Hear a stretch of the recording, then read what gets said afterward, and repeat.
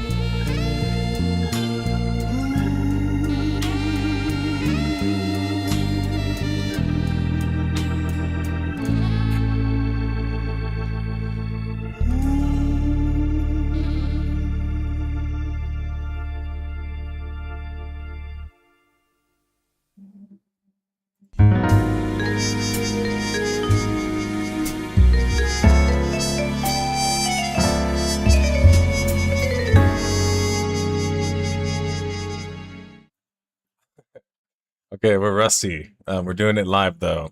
How's it going, everybody? I am Nerd Slayer, or NS, or you can just call me by my personal name, Justin. Ready for another good one? Great, Pasta Manson. And I think I already said hi to Shushkata. Nat Kill 2435. How's it going? Have I seen you before?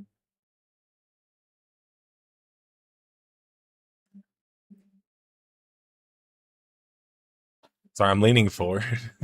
I have a tendency to lean forward.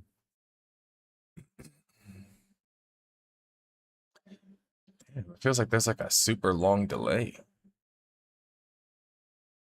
You guys hearing me? Or am I super delayed? I feel like this shit's like really... I don't think it's normally this delayed. Because I'm watching the stream back and it looks like it's like so delayed.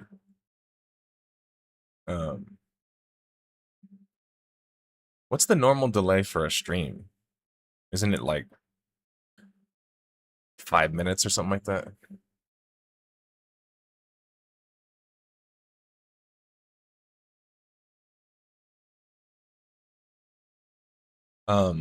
But yeah, how's everybody going, as they say in Australia? I wanted to talk about the most recent Death of the Games, which were, of course, KartRider Drift and Highguard. Put this down a little bit more. Sorry, the camera does not want to stay. Okay, there it goes. The delay seems fine. Okay, good. But yeah, let's talk about the Death of the Games. Obviously, go check out the videos if you haven't already.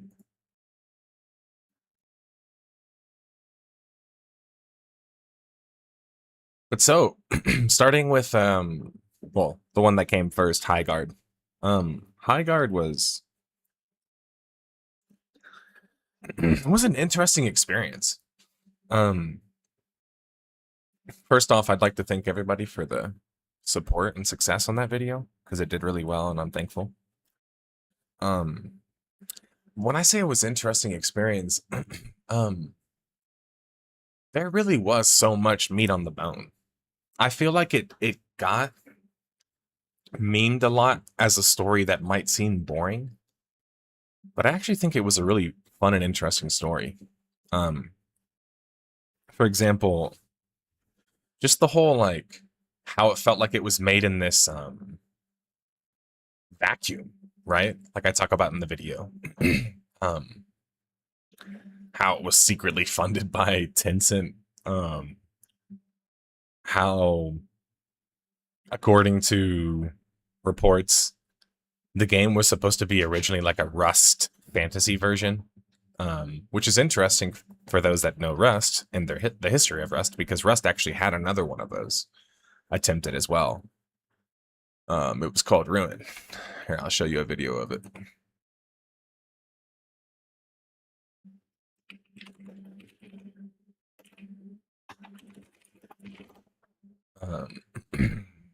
Here we go.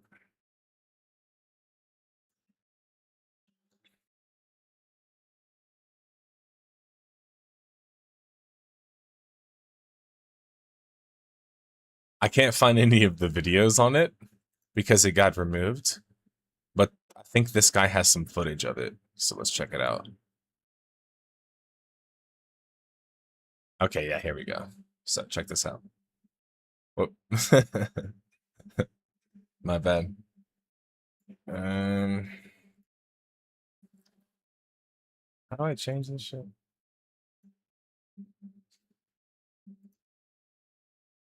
There it goes. Oops.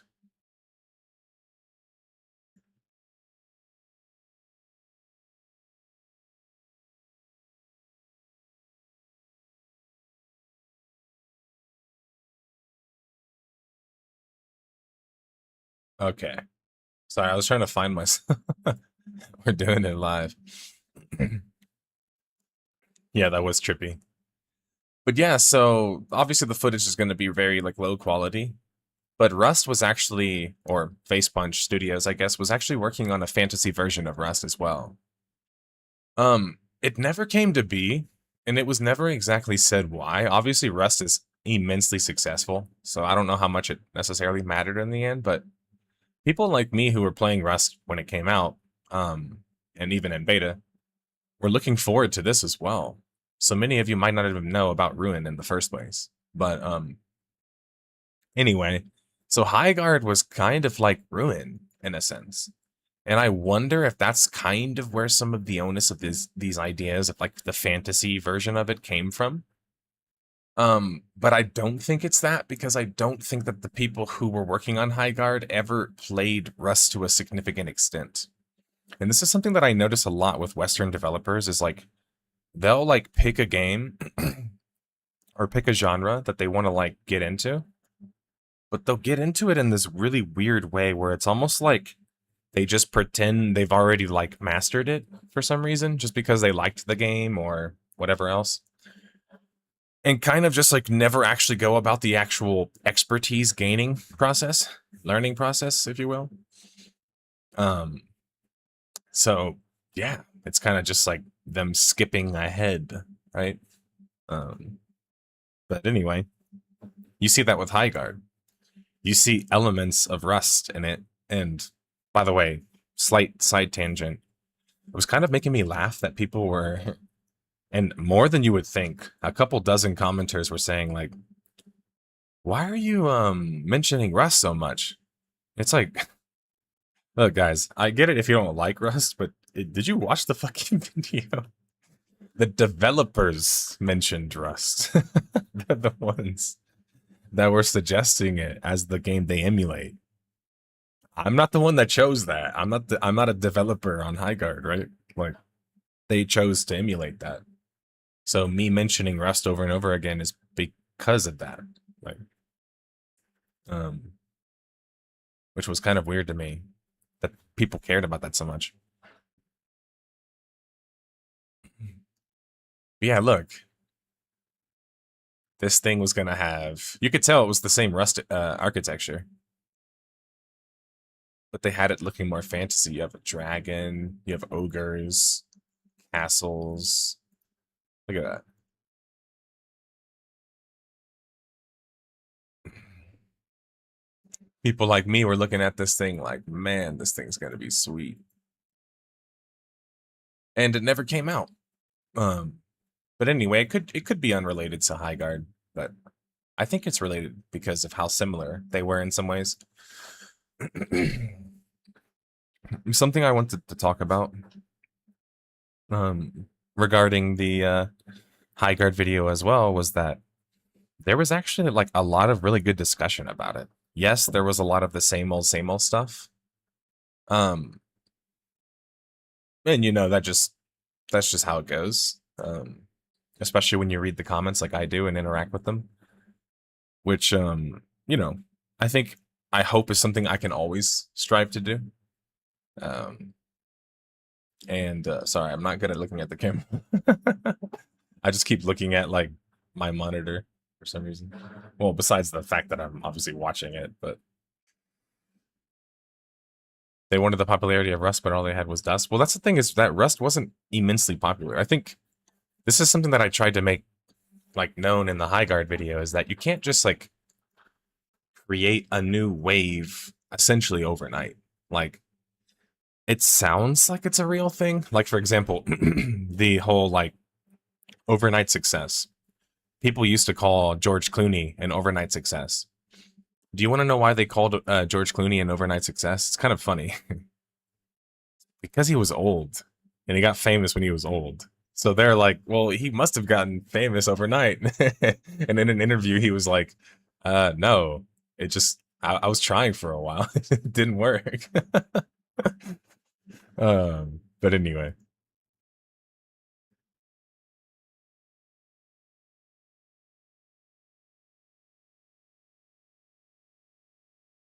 Let's go back to Highguard in terms of kind of like some of the interesting stuff surrounding it. If you're going to make a hero shooter or something based on heroes, you really have to spend the time to make those characters likable. Because essentially this is your like character roster. Think of it like this, like the best analogy I can give you is the one that I feel very strongly about, which is with a certain entertainment media piece, The Walking Dead. So The Walking Dead has a really cool, dark and gritty comic series that eventually became a TV show that got so famous that it also became multiple games. That's Edmus, by the way, making an appearance. That's his favorite couch and spot. But anyway, fuck. ADHD derailing yourself. Classic. But damn, what was I? Well, I forgot exactly where I was going on that, but don't worry, I'll pick up on it again. He's a handsome, strapping gentleman, so he's distracting.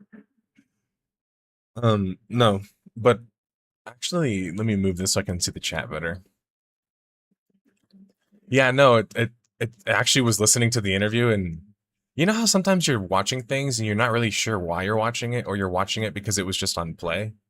It was one of those things where it was just like I was watching a George Clooney film, and I was like, "Oh, this is a kind of cool film. Like, how come I never heard of this guy before?" Like, and I went and like did down the rabbit hole, if you will. And when I was down the rabbit hole, that's when I found that interview. In the interview, he was like, "Yeah, people call me an overnight success." He's like, "I'm 38 or I'm 40 or some shit." He's like, "How is this overnight?" I've been doing this for a minute, which is true, you know. And that's to be clear, that's how I felt too. While some people attributed my like early success as like very fast, and it did feel fast in some ways. I was playing these games for ages.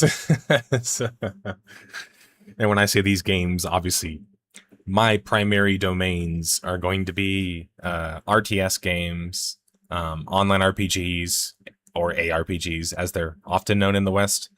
And of course, MMORPGs.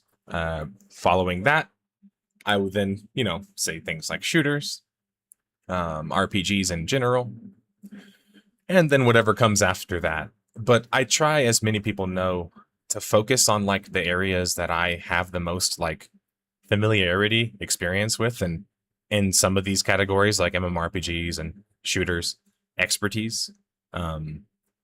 Either on a professional level or through some type of like top level ranking, or some type of world server first type of thing. Like there's ways to track your ability in an MMORPG that it's different than like another genre. So like other genres have like ranked and kind of like MMR and things like that. And MMORPGs, like the only way you really can know somebody's like expertise is essentially by watching them play and hearing them talk about their play. Now, mind you, are there people that are really good at talking about theory that can't play the game themselves?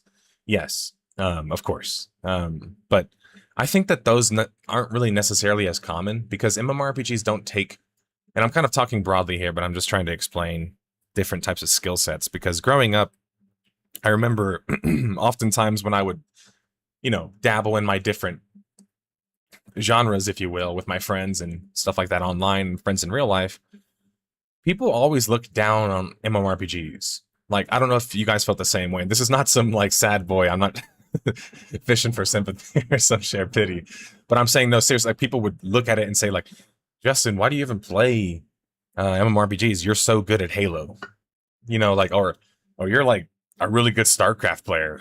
Why don't you just like play that, seriously? A lot of people kind of had this like very like flippant, like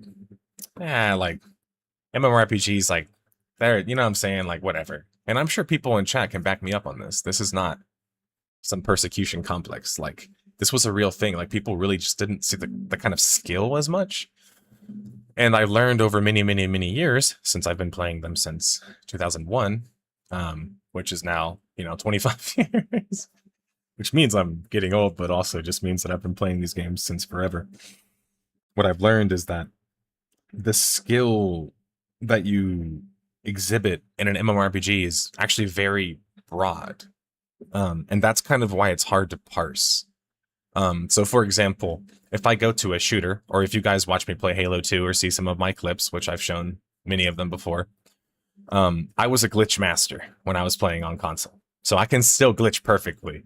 So I can BXR, double shot, you name it, right? Bunny hopping, like all the glitches in Halo, especially Halo 2, because it's the glitchiest. I can do them pretty much perfectly. And it's just muscle memory. I practiced so much as a kid.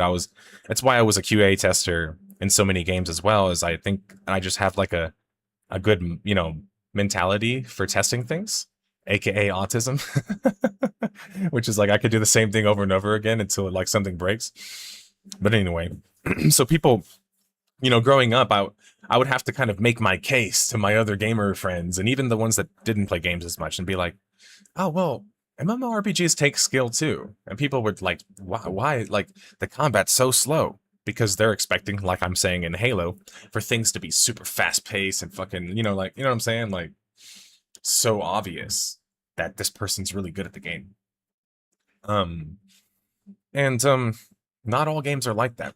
Like an RTS is definitely like that, where you can just like pretty much automatically. Let me move this actually. Hold up.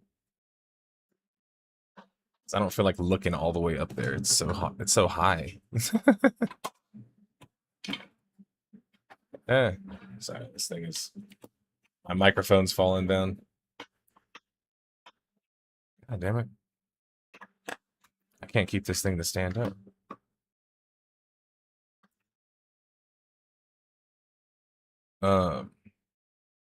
It's like falling over. Yeah, I'll just put it on the table.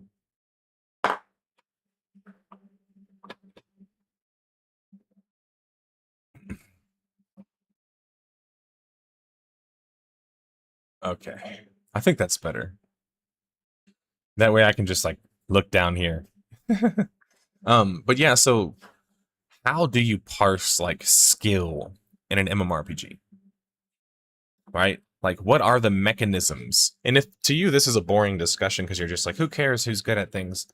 Fine, then reframe it. Reframe it as what are the mechanisms that make getting good at this different than another genre? And to be honest, there's so many of them, and that's kind of why it's such a complex genre. It's very hard to explain. So for example, your ability to press buttons is oftentimes largely a low priority skill that you need in a MMORPG. There are exceptions in some games like Guild Wars 2, WoW, action RPGs and stuff like that. Like, but you see what I'm saying? Like, largely it's pressing buttons and pressing them fast isn't nearly as useful.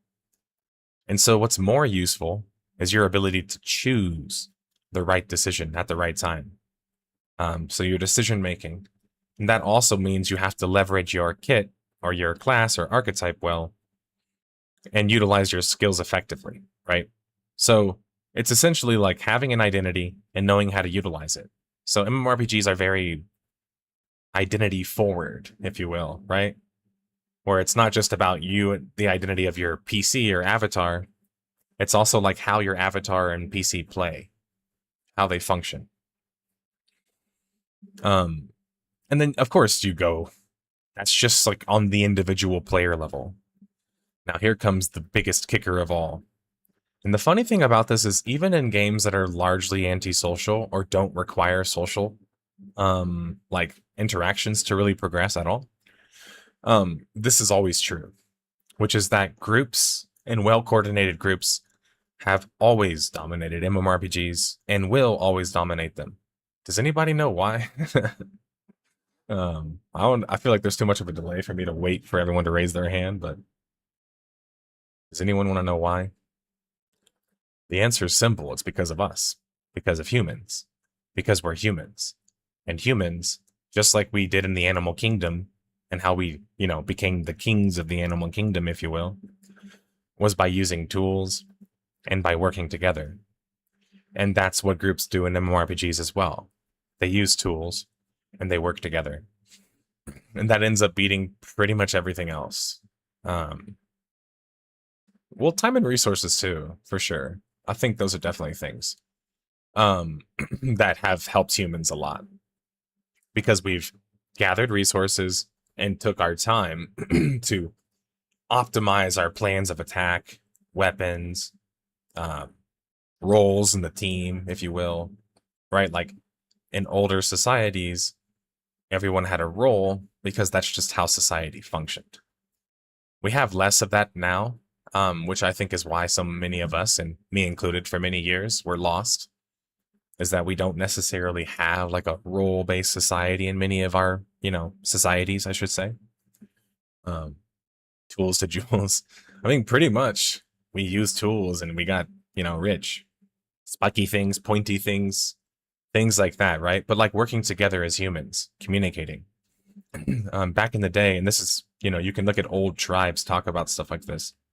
They say that like the only thing that considered you a lame duck in society back then And again, we can even stretch back to like Paleolithic or whatever eras, like super far back, when people were still roaming in small groups, basically. Which is that the thing that got you killed the most or made you want to be exiled the most as a human being was essentially your lack of ability to socialize. And so like that's just a harsh reality of kind of how our society and species have operated, right? Now, as many people know, many of us have different views and like levels of what we consider to be as much socialization as we might need. Now, let me reiterate, need, because socialization is a need.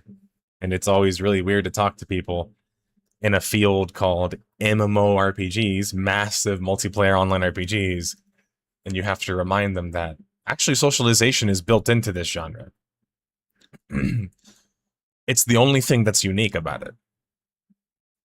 The only thing unique about the mmorpg genre, all those things I was talking about with tracking skills, you can apply those to many other games too. But what makes an mmorpg special?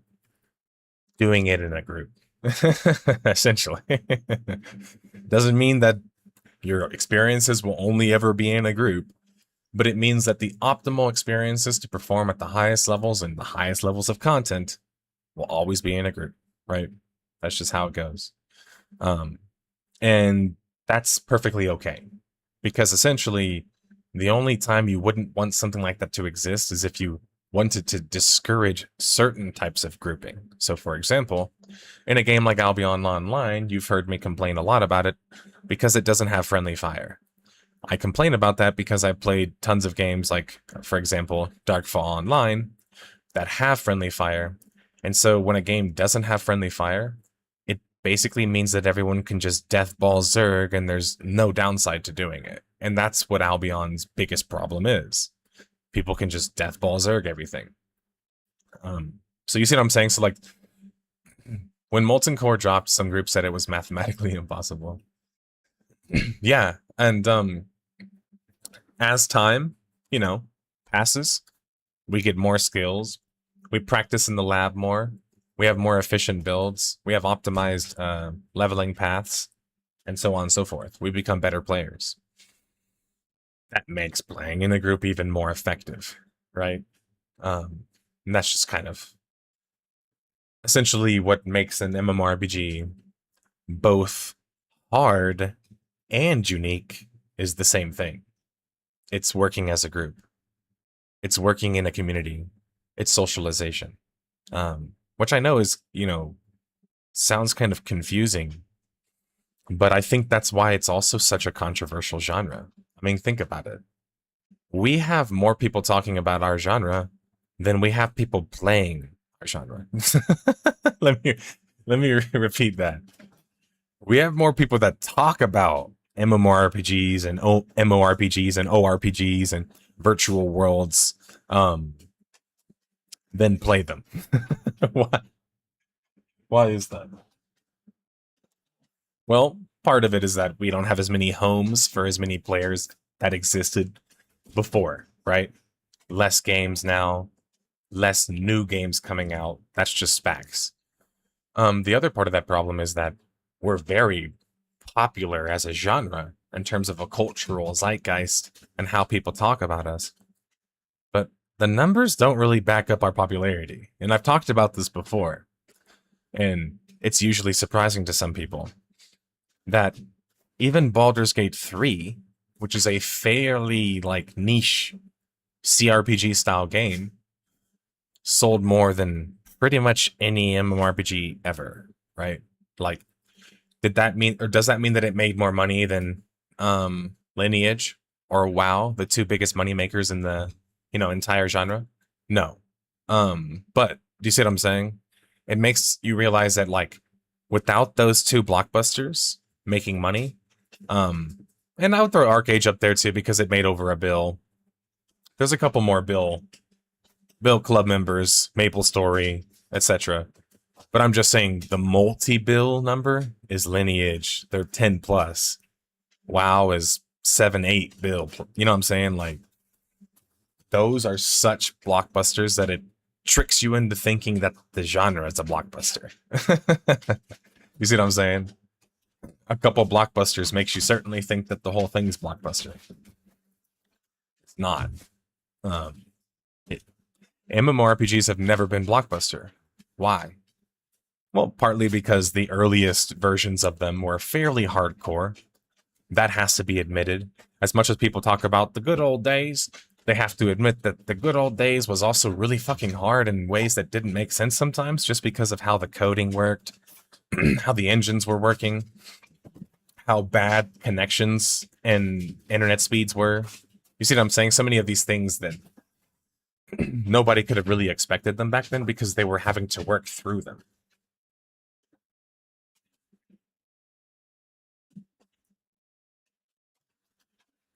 Friendly fire is a slippery slope, especially with pickups. I don't really think so. I think if you want to have a serious action game, which used to be what people would always like fap about in virtual worlds, you have to have friendly fire. Otherwise, you're just making a very strange game. Because if you think about it, most shooters even have friendly fire. Like, mind you, it's only enabled in like hardcore modes and stuff like that, but like, we're not that unlike other games that we can just like ignore their solutions and why they use them as solutions. A good example is in Warhammer Online, because there was slight player collision, you could block players from crossing into you. The problem is, though, is that if you just had massive amounts of players, they could just form massive amounts of walls without having to do anything or press any abilities, right? Just by standing there. If there's friendly fire, that essentially doesn't really exist in the same potency because players would start hitting their own teammates. So it's not to say that every game should have it, right? Should a tab target game have friendly fire? I mean, why? Like, right? Like, but Albion isn't a tab target game. It's actually a skill shot, like MOBA style combat game. So I think it's a good example to have friendly fire versus like WoW. Should WoW have friendly fire? I mean, why? For fun, maybe, but like,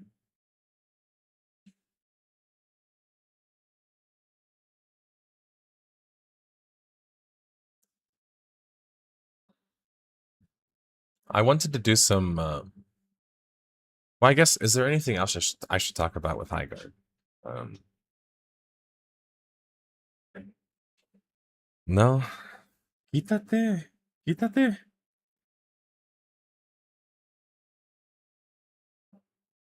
Sorry, my dog. Yeah, I don't think there's anything else to cover with Highguard, to be honest. I'm high guarded out of my mind. In terms of KartRider Drift, KartRider Drift is interesting because I'll be honest, I didn't even know what the fuck KartRider was. I heard about it every now and then, but like not really. I didn't think it was that popular in Korea and Asia. But we see this constantly, where these really popular Korean titles try to come to the West, and it just doesn't work. And it's because the market factors that make them work in their markets, like sudden attack, you know, the classic Counter-Strike clone or whatever, just don't exist in the other markets. KartRider has or rather, Korea and China have extremely massive mobile markets, bigger than almost any other like countries in the world. I think China has more mobile game players than like America has population. So as a reference. So you can eat good off of just living in Asia as a mobile game, even a multiplayer game. The problem is that when you try to adapt these games or don't adapt these games enough and you try to bring them to the West, there's certain factors that work there and things that don't work there. So for example, not having like a strong identity for your characters and art style makes sense when your game's a mobile game because nobody cares that much about it. But if you're trying to make a PC game, everybody cares about it. Like I said, like think of any other kart racer that doesn't have personality. Like, let's just go through some lists right now. Check this out. Here's one example. Mind you, many of these are going to be existing, pre-existing IPs. We have Crash Team Racing.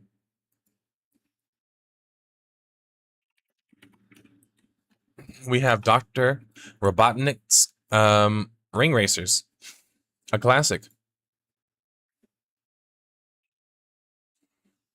We have Sonic Racers.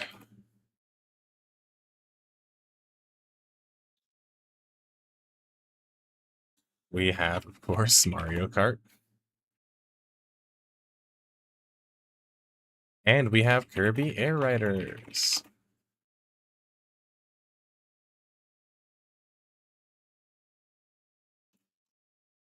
You see what I'm saying?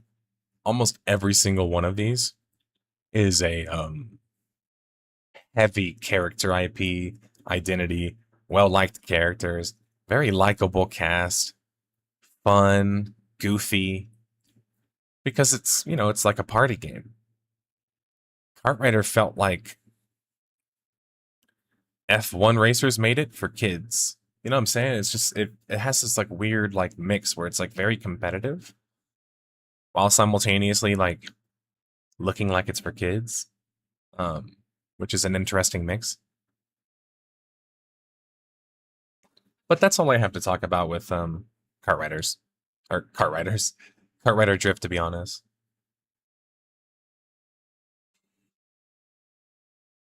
I wanted to do some reacts to some mmorpg Reddit posts because honestly, I was like troll posting there recently, and dear Lord, it's fucking horrible. But I figured, hey, I'll let you guys enjoy some of it as well.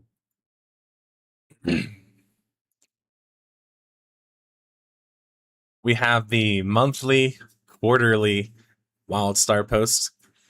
Now, to be fair, I think owning old box copies is pretty cool. They're pieces of history, and pieces of history that basically don't exist anymore. However, every time this thing comes up, it makes me realize that WildStar was the perfect example if how you're authentic and have good marketing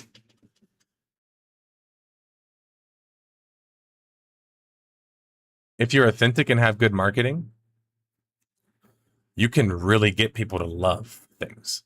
Like, no matter the quality of the game. I like to, for some reason, maybe it's just goes with my title of being a detective, but I love to remind people that there's a difference between loving a game because it had like classic aspects to it, loving a game because of nostalgia, or just loving it because you love it, right? Who cares? And then there's a difference between having a certain reverence for games that nobody had whenever the game was out. And WildStar was one of those games. I was one of the last 2,000 players playing the game. So I was there, and I remember I could not get any of my friends to play this game, including people that had box copies of the game. And that was because, despite all the charm that the game had, the game just didn't function. In PvP and in raiding, it was incredibly laggy, and the performance was absolutely horrible. So, yeah, anyway, that's why I love to talk about WildStar, because it's just such a funny, like, historical thing to me, where it's like, I was begging people to play this game with me. I would even boost people in Arena to play with me.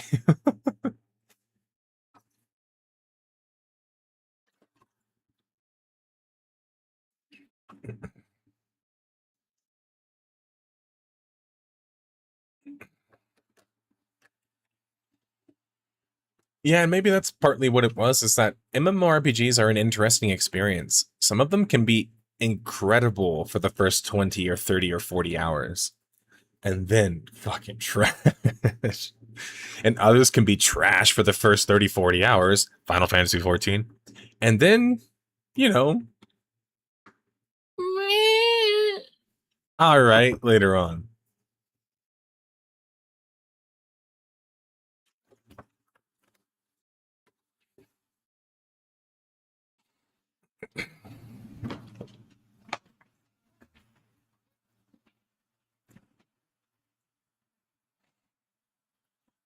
All right, what else we got here?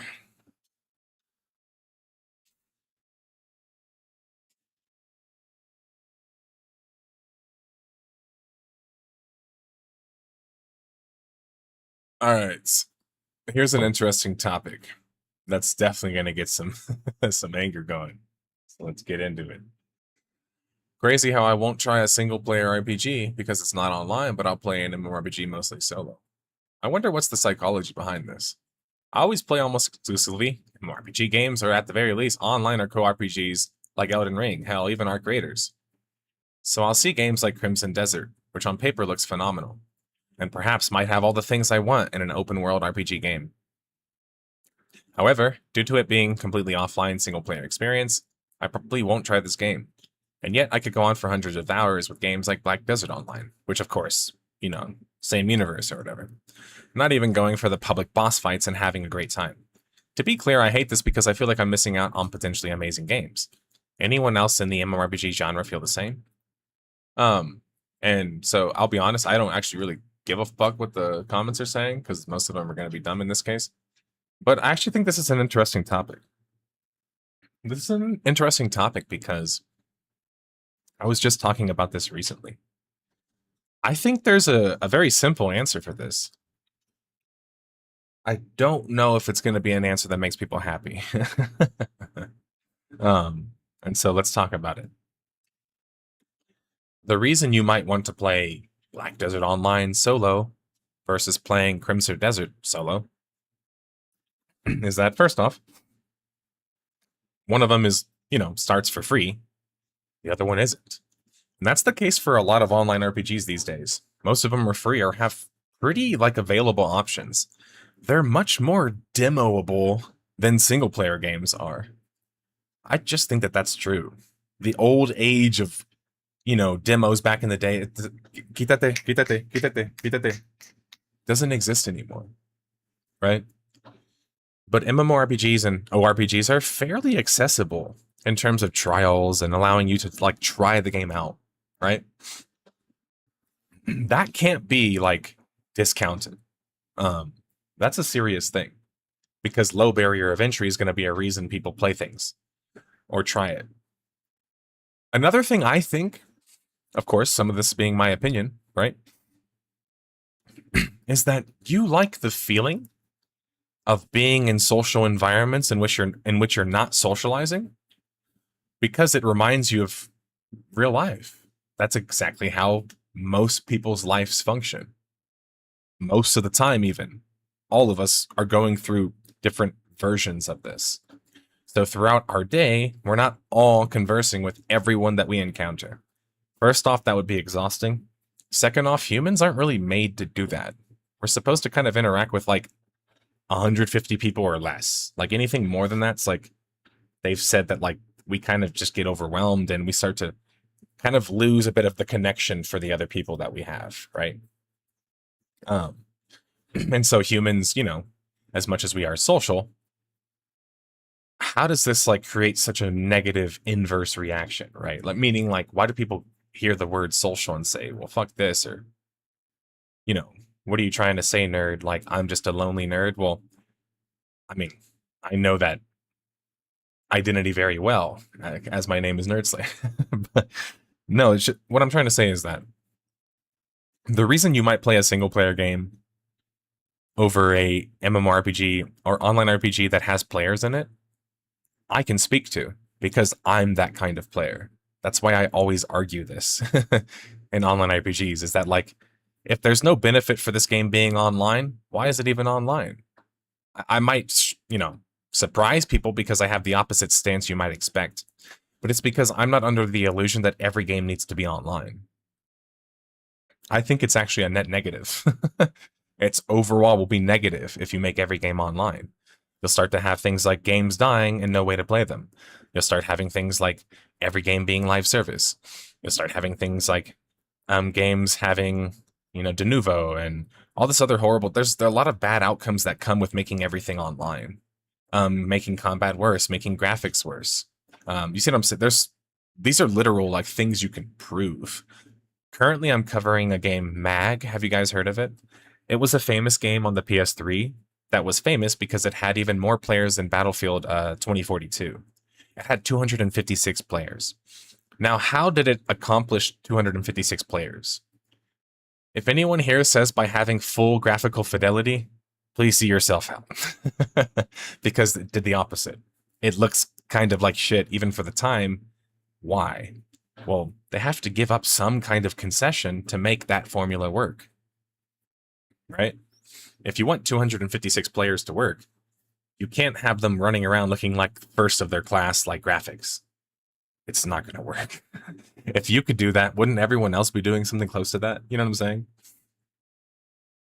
But let's dive into it a little bit. The reason players like to play online games by themselves that are essentially pseudo-online, right? They're not actually like interacting with the players, they just happen to be there. The reason for that is because that's just how most socialization works. So you're kind of just falling into this like very normal habit, if you will, of just being like, well, I'm going to pseudo-socialize.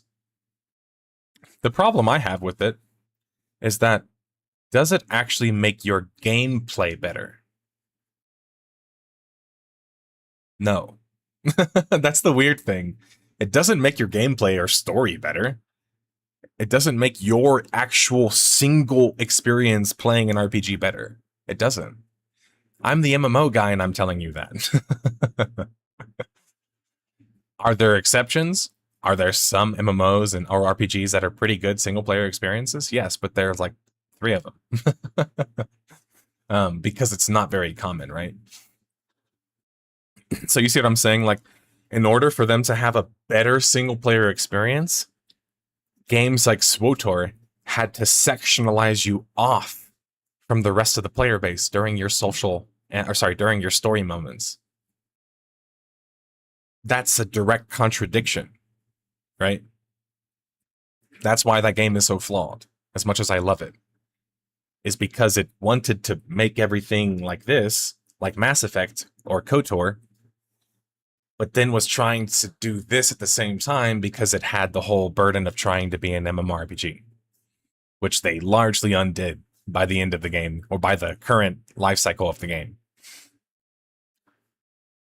So it's not to say that like you're worse for having the opinion of liking to play Black Desert Online solo over playing Crimson Desert solo, right?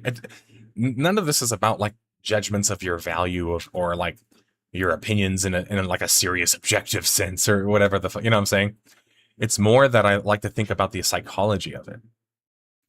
Why would someone see that and even recognize it as something that they would talk about themselves?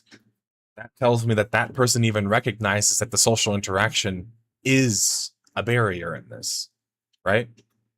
Because it's the only thing that makes these games really different, right? How different is Crimson Desert from Black Desert Online?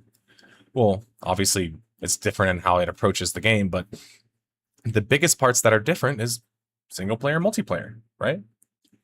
And that comes with it strengths and weaknesses. But I actually think it's totally normal to want to play Black Desert Online solo with players around you. Because again, that's how most social interactions work. Now, you might be knowing where I'm going with this, which is my argument is that shouldn't be the majority of the online RPG experience, including MMORPG experience. Because if it is, then what? We're just doing real life? You know what I'm saying? Like, who wants to play that shit? I don't want to play that shit. That's what I don't like about real life, is how we can go into a room, all sit there, don't interact with each other, not give a fuck about anybody, and then walk out not making any friends or having any good interactions, right? That's why I like playing video games or an MMORPG, because when I walk into a lobby or I walk into a world or a zone, How's it going, Foxy? Um, I can actually like interact with the other players and immediately join with them. Like in Warhammer Online, when I'm running up and I see people doing a public quest, I can go, oh shit, let me go help them. Or I want to get a reward, right? That's the kind of feeling that you want to encourage if you want to encourage teamwork that isn't just about straight socialization in the old-fashioned like chat with people way. Now, to be clear, this is not me like condemning this person, because if anything, these are how those games are designed.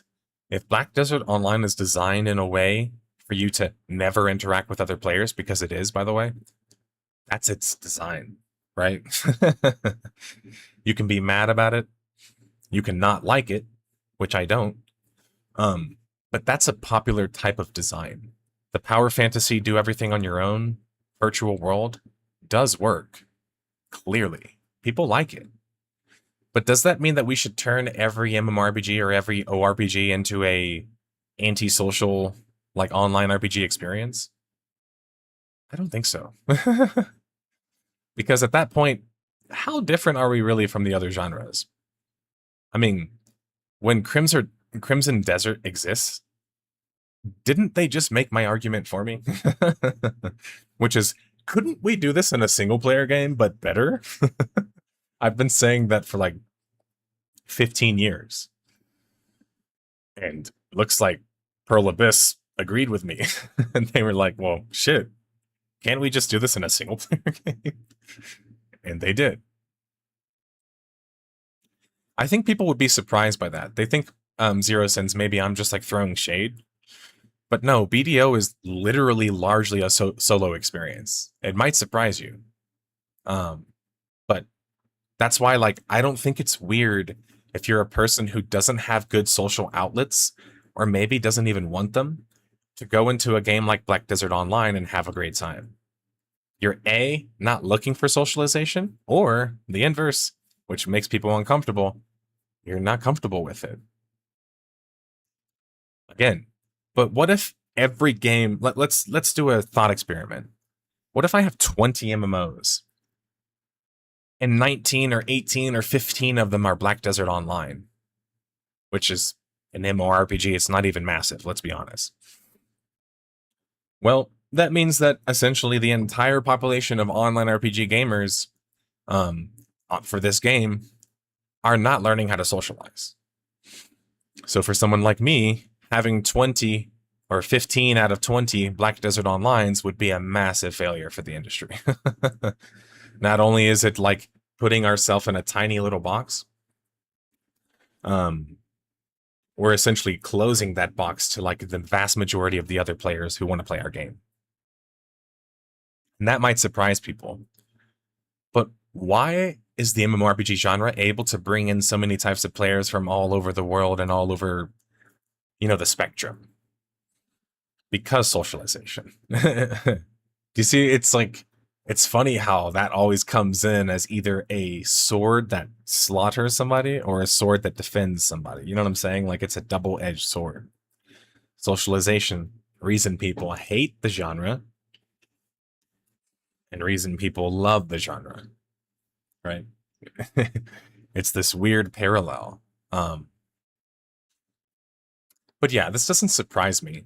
Do I think it's weird to play single player games or prioritize online single player games over, you know, offline ones? Yeah, but that's just my opinion because I prefer story, good combat, and things like that. If you don't care about story or good combat, then I mean, have at it, bro.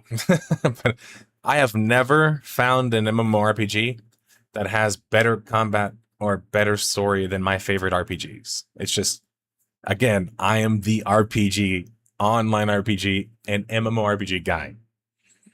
And I'm telling you that. It just doesn't exist. I'm sorry. Are there some good examples? Yes. Do some MMORPGs and ORPGs have great story? Absolutely. You guys know the list. The Secret World. I think in some ways Guild Wars 1. SWTOR. Right? Final Fantasy 14. and more. But those are like the big story examples. Look, I'm not gonna mince words here. I think it's important for me to be honest. I think every single one of those games is worse than KOTOR 1 and 2. I'm sorry. I don't know how you can think they're better RPG experiences. You know what I'm saying? Like, and that's just me. I love SWTOR. Do I think it's a better game than KOTOR 1 and KOTOR 2? Fuck no. Hell no. What the fuck? And that's the part that I know makes me a bit of a weirdo in these communities, because there's a lot of SWTOR players and Final Fantasy XIV players, for example, who didn't play the actual RPGs in the mainline series and aren't actual fans of them, and I've encountered them a lot of the time. They're usually, if not always, the people who defend the game. And I'm not saying like that is like some gotcha. What I mean is like the ones who tell me that, oh, Final Fantasy XIV's on par with Final Fantasy games, or SWTOR's on par with the other Star Wars RPGs. My answer is just like, have you played them? And the answer is always no. It's just these are people who came in because of MMORPGs and ORPGs being so broad tent that they can bring in a player who never played Final Fantasy to play Final Fantasy XIV, which I've made this case before. I think is fucking crazy in a good way. How talented is the Final Fantasy team that they were able to bring in players who didn't even fucking play the games to play an MMO or an ORPG? That's crazy. That being said, if you're a fan of Final Fantasy as a series, I just really struggle to see how you can weigh the merits of that individually with the Final Fantasy games. I don't get it, but that's me.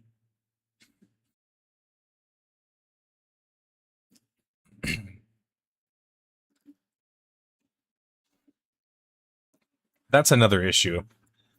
The community, for sure. I appreciate it, Rare J. And to be honest, I could turn on my light and so on and so forth and da-da-da.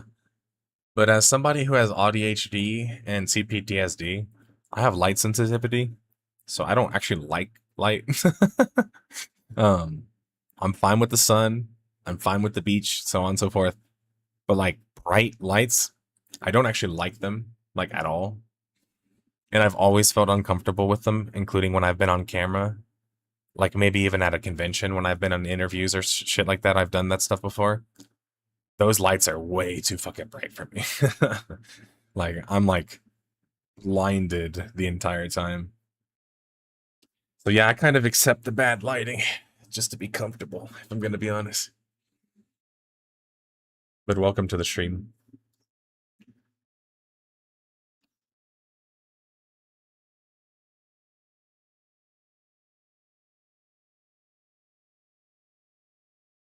Going through some recent posts as well. We have EverQuest Legends set to launch on PC July 2026. I'm not gonna lie, this doesn't look like it was made for me in any way, shape, or form. It's essentially like, as someone broke down to me, the concept of, I mean, it's essentially turning EverQuest into Guild Wars 1 with instances, except you can change the difficulty, which took Guild Wars 1 forever to implement. But it also allows you to have like a 3-class system on one character, essentially kind of like making dual boxing or trio boxing like meaningless. But I guess the problem that I have with it is like it's going around the news cycle as a newly reimagined version of classic EverQuest from its original release in 1999. When, if anyone is familiar with the actual history to this, the actual history is that it was a private server that got shut down because it was doing pretty well. And mind you, it was profiteering, which private servers shouldn't do legally. But now we're back to Daybreak, essentially announcing it like it's like this big game deal. I know, got to do what you got to do for marketing and to get people excited. But it's essentially just a remixed, private server, the classic corpo experience. That being said, I think some people are interested in it, and clearly they were interested in it because they were playing the private server. However, I'm not. And honestly, nothing about this is interesting to me. I'm sorry. I'm seeing people say, yeah, but even if you don't like the whole gimmick, they're saying it's going to be like EverQuest Plus. And it's just like, I think I'm good on that, man. I don't actually think that every single MMO needs to keep evolving. I actually think that, like, it's fine for some of them just to get, like, small to no updates. And just be essentially kept alive because of their importance in history. What I'm trying to say is that, like, not every single one of them is always going to be that successful. And I think having the expectation for them to keep going in that way is a bit odd. Like, I'll give you an example. When Guild Wars 1 came out, it was being, spammed all over my timelines. I was getting hit with stuff like, I was the one trying to say the game was dead, and look, Reforged happened, nerd. Aren't you wrong? Or the game is fucking booming. And I remember I sat in Discord and I told everybody, hey guys, really happy for the game's success. None of that is gonna last. That game is not meant to last. That's not how it was designed. It's designed to expire. And there's nothing wrong with that. It's a great game. Go play Guild Wars 1. But people were having this weird, I started to see, oh, well, now that they're updating the game, it's going to be Guild Wars 1 Plus. What are they going to plus exactly? There's like 3 developers working on the game. And even if they plus some stuff, it's just going to be remixes of other contents. We're never going to see another mission pack created by Colin Johansson. Like, think about that. Guild Wars 1 had mission packs created by the fucking lead developer of Guild Wars 2. Like, that level of involvement and ingenuity it's never going to happen again for the game. That's okay. Not every game needs to make a big revival and, oh my god, it's going to have thousands of players and only continue to grow. No. It has like comparable players to when before the actual Reforge released. You see what I'm saying? Meaning that now it's barely anybody's playing the game again. These are like the same numbers that existed before, see? So meaning this was only 1, 2, 3, 4, about 4 to 5 months of a boost of population. That doesn't mean you shouldn't get excited, doesn't mean you couldn't get excited, doesn't mean it's bad or whatever. I'm just saying, like, every time a private server starts to do good, people start shouting, oh, plus, do a plus server, do a plus server. Plus servers barely exist. And if they exist, they're going to exist in very, like, you know, specific circumstances, like old school RuneScape, right? That's the thing, Gerard, is that if you play all 3 of the expansions, technically 4, and Guild Wars, the 3rd expansion essentially invalidates the other 2 expansions completely. Like, if you play them in the right order, if you will. And for people not familiar, Nightfall introduced heroes. If you play Nightfall first, which is what everybody suggests you do, guess what that means? You have heroes to beat the other 2 expansions, which make them really easy. I know because I did it myself as a solo player. Anyway, nothing wrong with that. This is an old game. It's solvable, blah, blah, blah. I'm happy they did Reforged. You see what I'm saying? It's like, as soon as it gets some level of success, you see the entire mmorpg subreddit. Oh my god, now Guild Wars 1, boom again. It's like, it's going to be, you know, it's going to be classic WoW. It's like, classic WoW still plays close to modern WoW. Guild Wars 1 plays nothing fucking like Guild Wars 2. People are going to get bored of this game. I love this game. It's one of my favorite games ever. And I'm making that argument.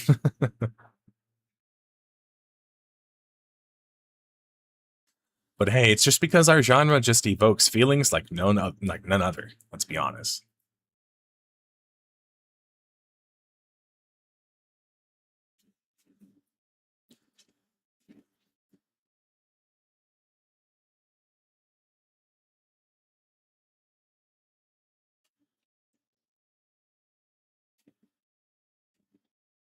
Well, that was the thing is, one of the like posters responded to me, Gerard, and they were like, oh, well, you're talking about the game's dead. My lobby had 7 fucking channels, and I was like, wait till you get to like, I don't know, post fucking Ascalon. And suddenly I got another response from somebody in the comments saying, yeah, I'm there right now, and I can't even find anybody to group. It's just like, you guys wonder like why I do Death of a Game and why my personality works this way? It's because I hate misinformation. And maybe it's my autism, but I'm the kind of person that like autistically would rather know the truth, even if it's worse, than not. So for example, when I was playing Star Wars Galaxies, I love telling this story because it's my origin story in a sense, or one of them. I was playing Galaxies, guys. And when I used to go into other gaming communities, I had no frame of reference for what was considered niche or popular. Partly because that stuff was harder to parse back then, but also because I lived in a bubble.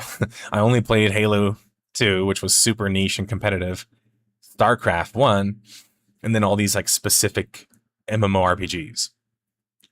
I lived in a bubble, and I had no fucking clue. So I would go out to different like, places and communities and with WoW players constantly because WoW was the most popular game at the time. So most players were, if they were MMO players, going to be a WoW player. And so I would encounter them and I'd be like, yeah, in Galaxies, right?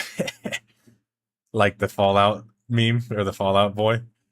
And they would look at me and be like, the fuck is Star Wars Galaxies? I know what Star Wars is, but what the fuck is Star Wars Galaxies?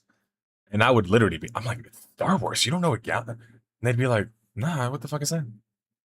And I'd show them like a video. Oh, like, here's the video I made. And they'd be like, that looks like shit. And I'd be like, my heart would hurt. I'd be like, what do you mean Galaxies looks like shit? It's the greatest game ever because it was my first serious MMO. So I was like, what? What do you, like, how could you feel that way? Then I started playing Guild Wars 1. Same thing happened. Hey guys, Guild Wars 1.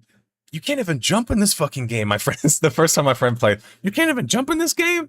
And I'm like, oh, like, does that matter? Like, because again, when you come up growing up playing certain kinds of games, you only have those things to reference. I had no frame of reference. I was playing niche games. Like, if you think that's autism, it is. But I was super autismo in my teenage years. Like, I thought everybody had fucking world first and server first and would play for 20 hours in a row. Really, I'm being serious. Like, and so this is how my persona of NS started to form, basically, is that I would kind of always have egg on my face in these interactions. And I wouldn't double down or fight people about it. I would just kind of be like, huh, okay, interesting. Like, I guess I'm wrong. Or, like maybe they just don't know. Like, I couldn't connect things. Then I started to realize, oh, these other games are like orders of magnitude more popular. Like WoW and RuneScape. No wonder why these are the only games people fucking know about. And when I suggest them to go play Galaxies, they don't want to play this game because the combat's ass. And when I say that, it hurts Galaxy like fucking loyalist feelings, and I don't care because guess what? The majority of the other like audience that plays these kinds of games thinks that the combat's ass. So like that's the thing is like I started to kind of like make these realizations. Oh, it's because people like this other type of combat. Oh, because it looks like this. Oh, because it functions like this. And then I started to ask myself, so is Star Wars Galaxies dead? Which is why it was my first episode. And that's not when I made the episode, but I'm saying that was the first onus for me making it. I was like, well then, damn, is this game dead? I started running around at every single planet in the game. I found ghost towns everywhere I went. And it dawned on me. And I know this sounds so funny because I sound so delusional, but We all were that way. That's why I'm allowed to shit on people like that, because I was you too. But I'm going through all these planets. This is post NGE. And I'm like, bro, nobody's playing this game anymore. The fuck? Same thing in Guild Wars 1. I'm running around fucking Lion's Arch and in-game zones, and I'm like, bro, there's like fucking, I counted 30 people playing. Like, you're like, that's good enough, but it's like, where the fuck is everybody? And then I went and started playing more popular games. WoW, because I played the trial and my friends got me an account. Many other games as they started to come out, of course, as you guys know. Warhammer Online, Guild Wars 2, all the other popular games pretty much. But anyway, so that's where my personality developed from, of always wanting to know if something was dead or not. It's not because I'm a morbid, well, kind of morbid person. I've seen a lot of death, but it has nothing to do with that. It's more that I just wanted to know as a kid, and now still as an adult, if I would put like dozens of hours into this game, it wasn't just going to fold. And that I was going to be able to buy into the character and the world. And not just immediately like get bored because there's nobody to fucking play, right, with. Which, again, how do I know what it feels like to play dead games, guys? Da-da-da, because I was playing dead games. And I was defending them for not being dead. So this was me going through my own rabbit hole of like progression, if you will, leveling up. And kind of realizing like, wow, I have such a very small understanding of these virtual worlds. I'm playing PSO, I'm playing Guild Wars 1, I'm playing Galaxies thinking these things are massive because when I played PSO, Dark Eden, and fucking Habbo Hotel, Galaxies has more players than those games does because it's an actual massive game. Does that make sense? So like things like this started to like click in my head. I'm like, oh, I like Galaxies and I feel like it's massive to me because 30 players in this city is massive compared to the games I played in the past. And so that's most people's first experiences when they're playing virtual worlds like Final Fantasy XIV.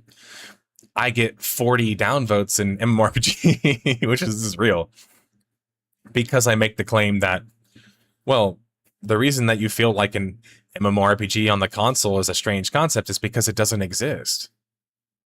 They don't exist. Massive games on console do not exist. Show me a single fucking console game that doesn't have a player count capped at like 200 players, right? They all do. Terra, Final Fantasy XIV.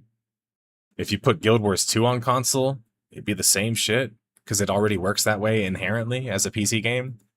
And when I point this kind of stuff out, it gets people so angry. And it's because they feel like I'm robbing them of their identity. Oh, Final Fantasy XIV, not an MMO? Give me your identity. What?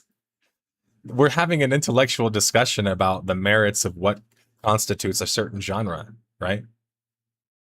If every online RPG, just by nature of having players online, is massive, well then guess what? Every online RPG is massive. So fuck online RPG as a concept, or ARPG. Get rid of those concepts. Everything MMORPG. And guess what? Critics and media outlets have tried to push this narrative. I had a good conversation with Card, my moderator and friend, recently, and he made a good point about this. He said it's because they're directly incentivized to market, which is what MMORPG does. It's a great marketing term. But like Spaghettio Bandit said, that was my experience playing Guild Wars 1. I almost never ever made friends ever in the city in Guild Wars. Isn't that funny to think about? All of my friends were made from grouping and doing like in-game shit or PvP, like literally. I don't think I ever talked to anybody ever in a city. You know, besides just, hey, can you help me do this fucking quest or some shit? Like the rare times that existed before, you know, I learned how to play the game. But yeah, people just have this weird aversion to like terminology and having correct terminology, especially in fields that aren't very established. So they feel like everything online RPG needs to be called an MMORPG because they're big. But the size of the game isn't what Massive was referring to.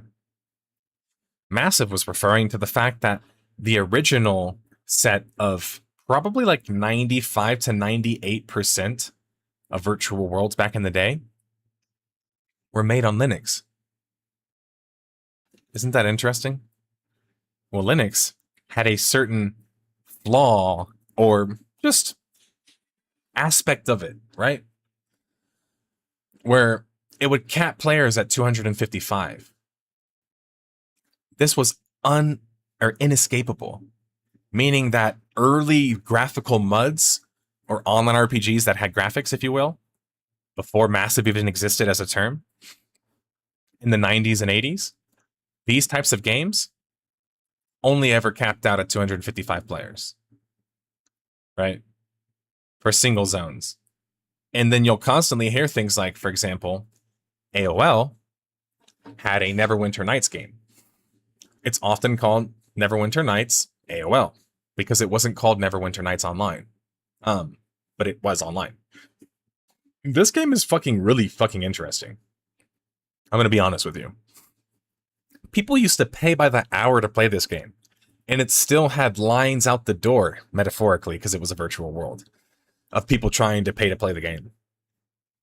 So it's one of the like earliest examples of an online graphical RPG or graphical MUD, which I think is what it's literally considered, having that level of success that brought people in.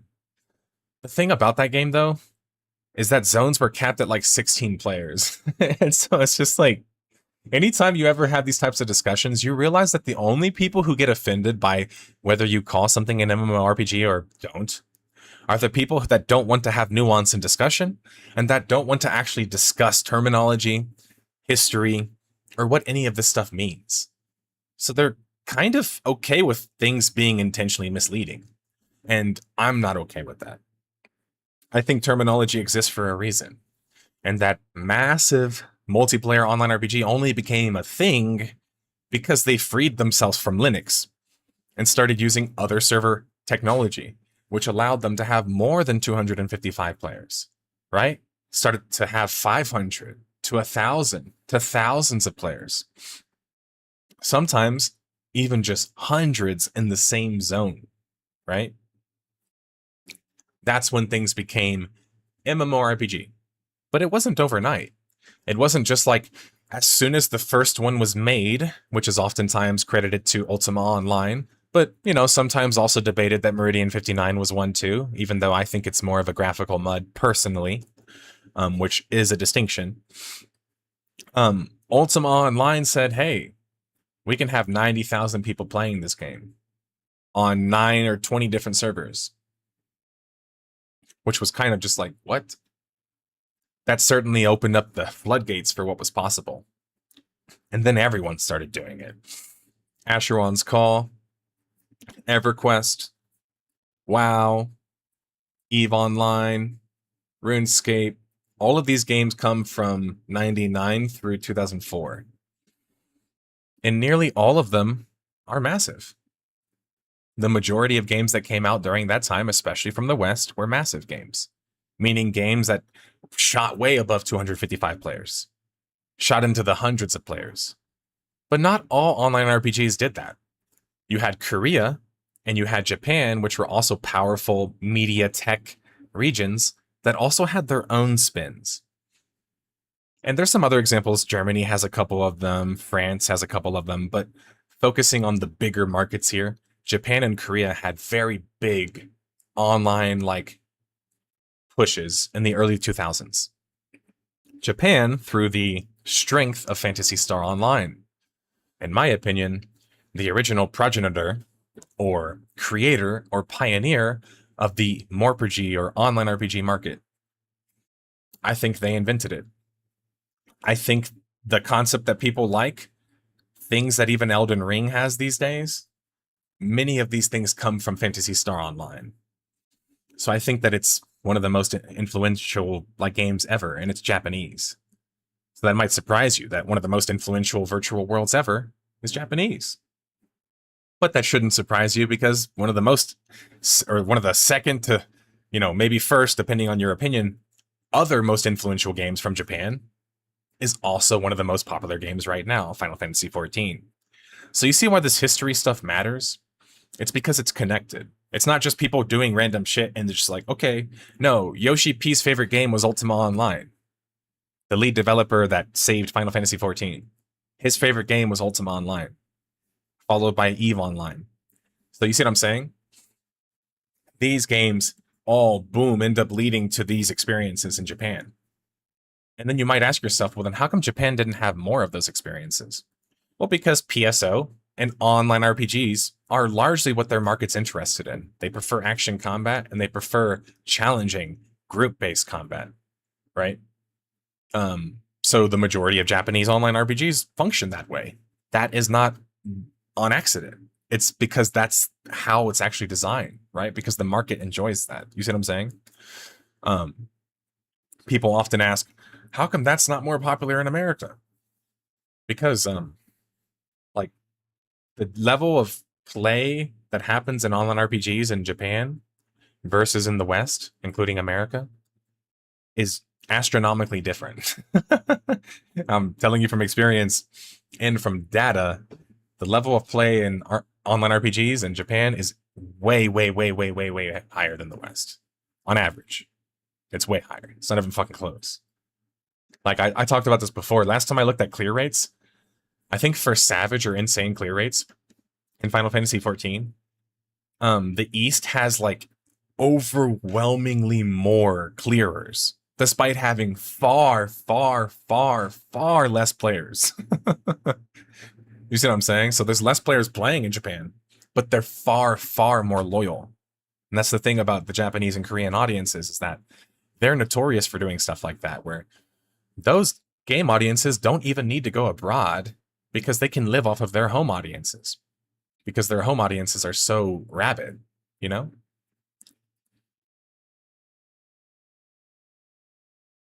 The hell is a PSO?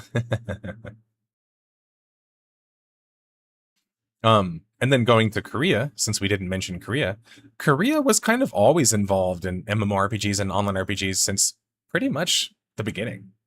Like, as far back as like the early 90s. So they were learning about things like Habitat from LucasArts and other big, RPGs and MUDs and stuff like that that existed in the West. And Jake Song was involved on the Nexus, is it Nexus Winds of Change?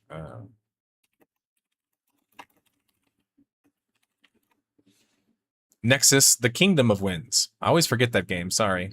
The thing that's funny about it is it, ironically, is like a chibi version of Dark Eden. And Dark Eden is one of my favorite games. It's a Japanese game.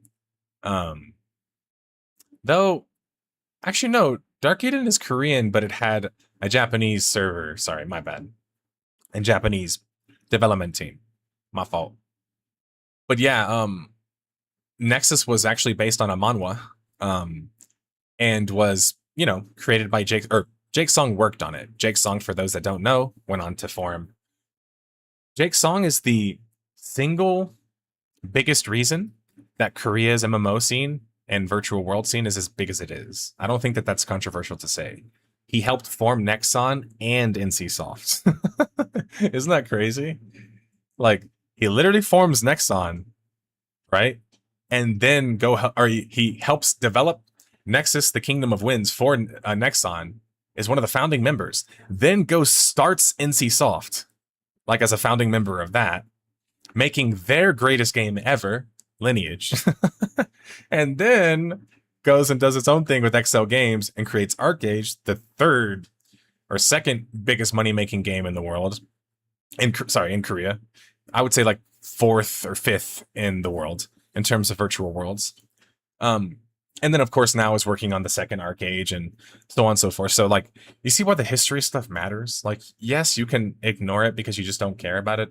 But eventually, at some point, people are going to start to realize that you're just speaking nonsense and just saying things because you feel a certain way. And eventually, that stuff catches up to you. because people like me, and I'm not the only one doing it, will keep making the argument that the history matters, terminology matters, this is why, and this is how things look, until eventually people will get educated enough to where they'll start saying the same thing to you, because they also understand it and they're learning the material as well. And as much as I can get negative about this kind of stuff, I've mentioned this before. The single biggest thing that surprised me about my whole career in YouTube so far and virtual worlds and stuff is that, honestly, I feel like I've taught a lot more people than I thought I would. And that's a great feeling. But it surprises me sometimes. Because I'll see like some of my ideas out in the wild and I'm just like, wow, I don't even know if that one stuck with anybody. Like, it's crazy. And of course, I'll even see people cite me sometimes. And I'm just like, wow, I didn't think people would care enough about this shit based on how people acted when I first started doing it, you know?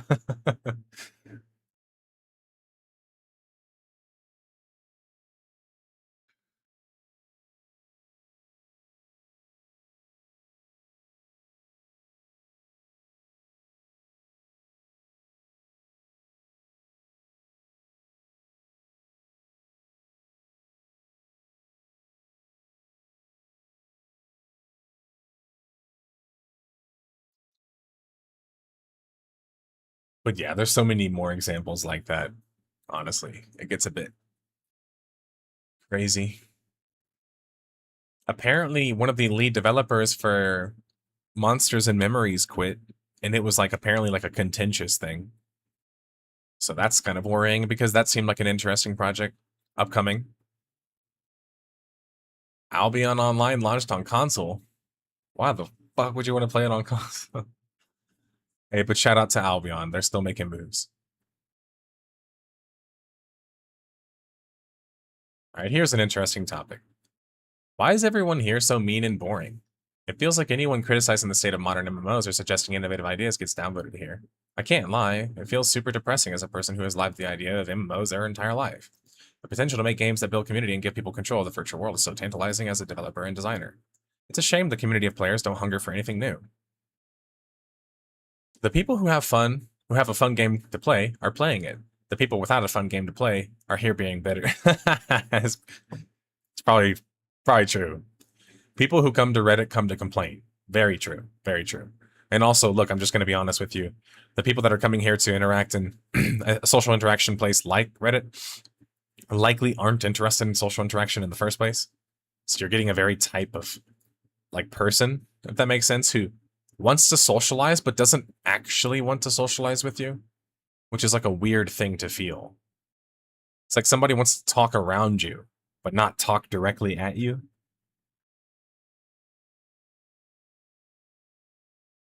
But yeah, pretty normal.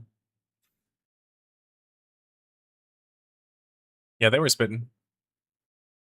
I agree. If you can make anything massively multiplayer, what game would you make into an MMO? Pokemon.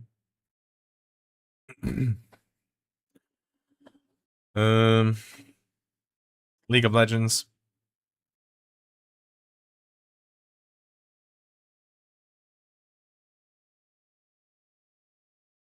Maybe Fortnite. That's an interesting one.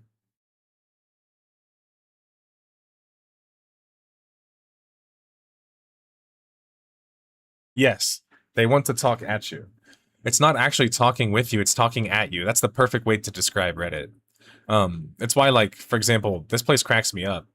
I've seen like very, very educated developers, people, specialists, all types of people you can imagine in the world remark to me about Reddit and always like joke about it with me. And they always tell me it's one of the few places I can go, have a degree in a particular field, and get 40 downvotes and told that I'm an idiot.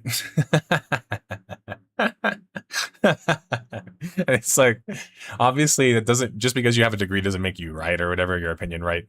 But it's more that like, just the idea that like, you can downvote somebody for being right is a bit strange. And you might be saying, well, the community is the one that fixes that.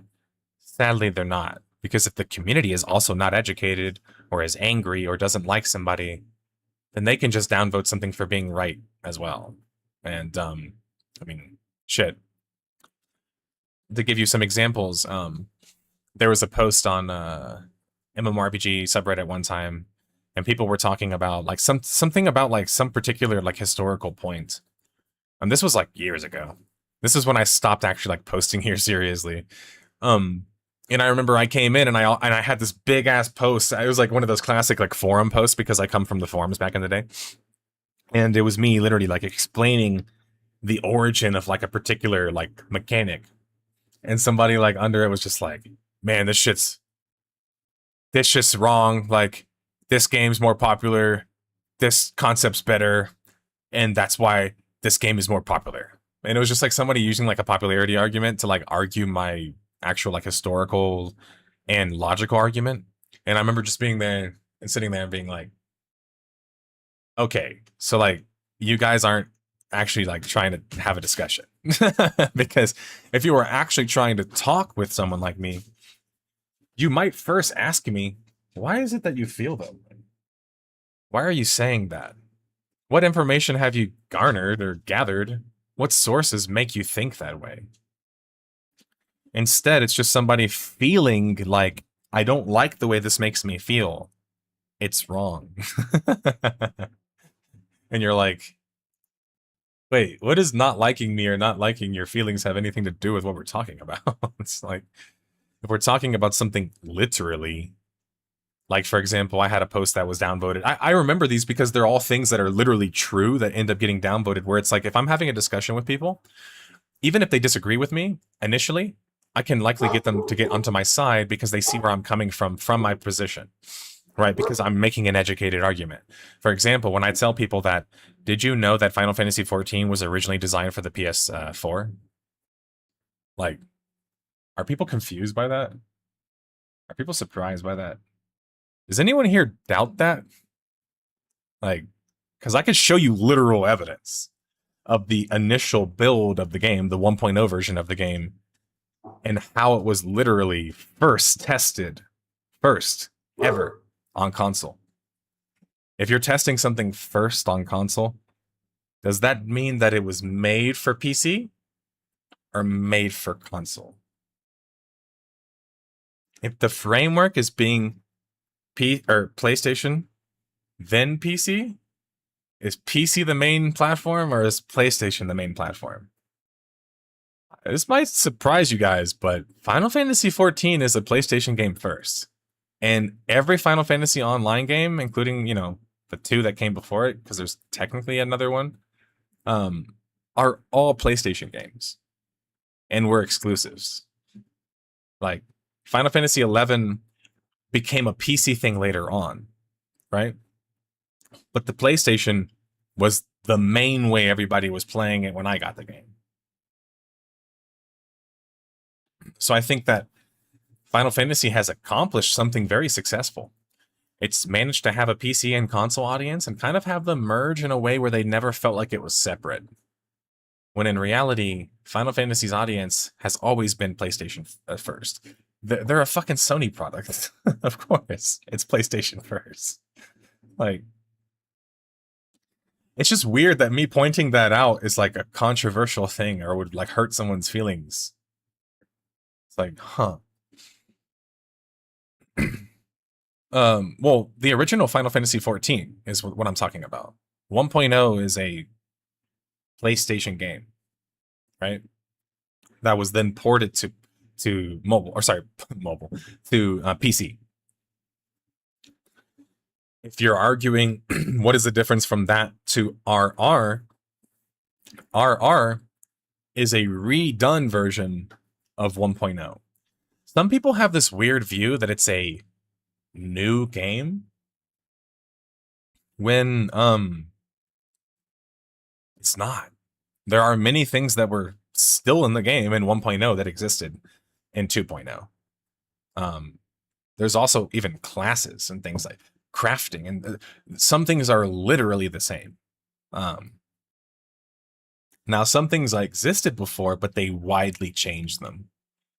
So that's where you can make the argument that Final Fantasy XIV ARR is a theme park MMO or mmorpg response to World of Warcraft. It's true. It is. Nothing wrong with saying that. But this weirdness that people have about it, or about wanting to make it massive, is just strange. And it's strange when, even if you look at how the first game was designed, it also has like very low player counts per zone. I don't think any Final Fantasy Online game has ever tried to be massive. I don't know why they would exactly. Final Fantasy 11 plays like a single player game online. Final Fantasy 1.0 feels like a single player online. Final Fantasy 14 ARR feels a lot more like a multiplayer experience for sure. Like, that's where I can give it the most like credit.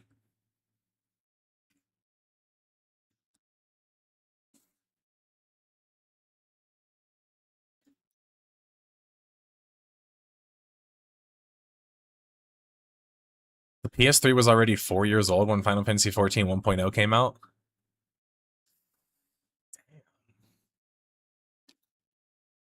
So that means that they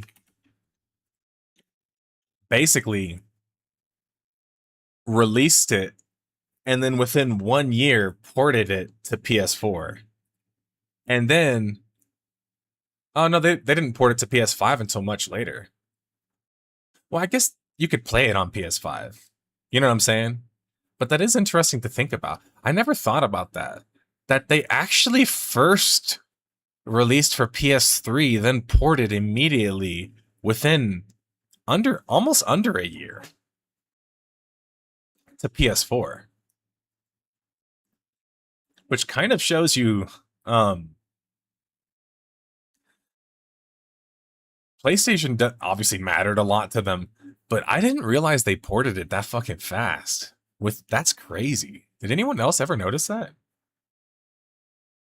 I've never heard anybody mention that before. So shout out to Rentastic for mentioning that. That's crazy.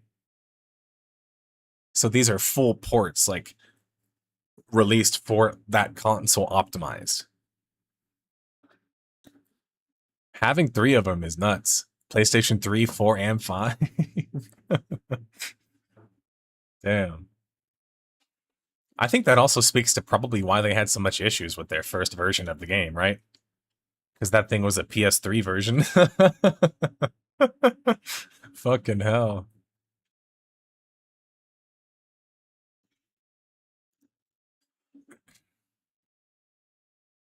But yeah, Final Fantasy XIV is so interesting. I just wish it didn't piss people off to even talk about it philosophically or intellectually so much. Like, why can't we have a discussion about why the game doesn't allow you to ever have more than like 240 players in one zone?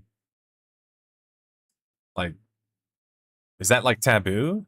Or like, just someone devil's advocate me here. Like, what exactly is wrong about attacking the credibility of the massiveness of Final Fantasy XIV?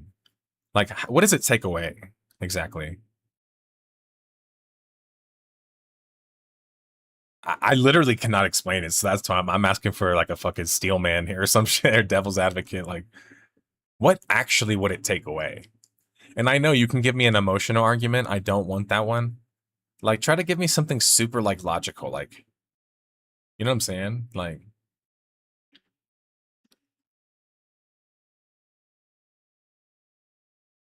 I fucking have no clue. So then I start to think, okay, well then why would someone take it as a perceived attack? And then I'm thinking to myself, I literally don't know. The marketing for massively multiplayer online RPG has been so successful that people defend the term even when it doesn't matter. Meaning that if we actually look at the merit of Final Fantasy XIV as a massive game, right? Having hundreds of players, being social focused, so on and so forth. It's not a very good one. That's what I don't like. It's the weirdest shit. It's the same thing with SWTOR that I experience with people. Is people will sit there, no, SWTOR is an MMO. No, it really is, bro. And I'm like, oh, all right. I mean, okay. Then it fucking sucks. Why are you arguing that? That's not in the game's favor. It's out of the game's favor. Like, what the fuck? Like, That's what I don't get about the Final Fantasy 14 and SWTOR fans, and even Secret World. It's like, why do you want these guys? Why do you guys want these games to be argued as massive? It makes them worse. It makes you look at them more critically and realize they don't have really anything that's fucking massive in them. But I don't get that shit. Loving a term just because it sounds cool and you're attached to it without actually having any like care for what the meaning of it is it's weird to me.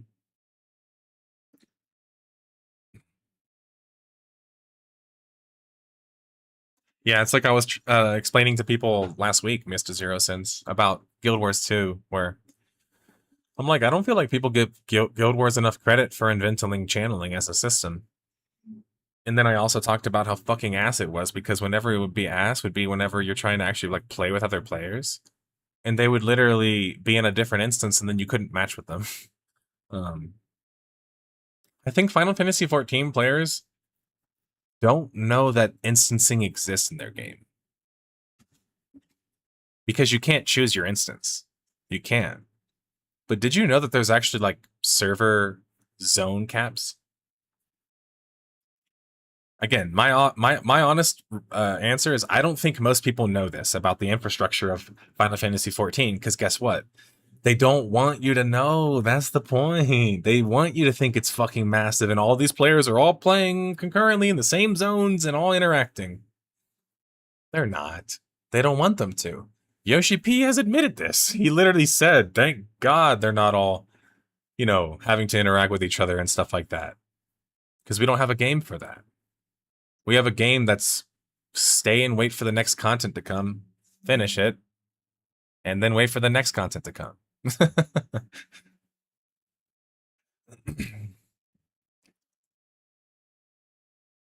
Madness. I think that literally is the reason. I know to be honest, I know I'm maybe asking an impossible question to intellectualize something that's maybe not intellectual or not even technical.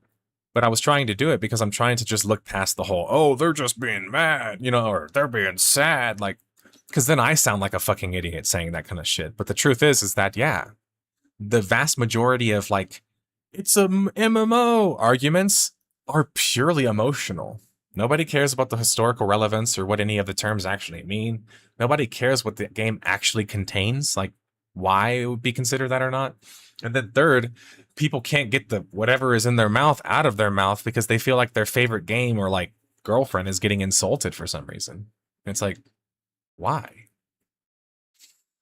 Do you think I got hurt whenever people used to tell me Phantasy Star Online wasn't an MMO? No, because it wasn't. I'd be like, yeah, duh, dumb fuck. It's not. It's an online RPG. Like, I never felt the need to defend that. I don't know, but again, if maybe something's my first game and it feels like this is my first entrance into the field of MMORPGs and I'm a part of them now, it feels like an attack on your identity when someone says that game's not an MMO. You're like, no. I'm just kidding, but I actually don't know why. I'm trying to roleplay, but I don't know why it matters to people.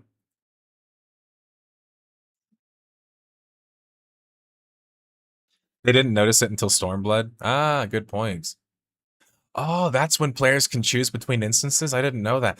No, I think I did know that because of the open map zones, but I forgot that that was actually the first time they allowed for it.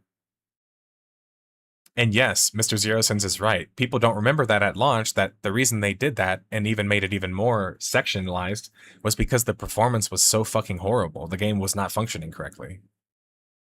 Ah, Rentastic, that makes sense. That makes sense. Because how the fuck could they keep that going? Like, no wonder the game had a fucking 7 million second long GCD.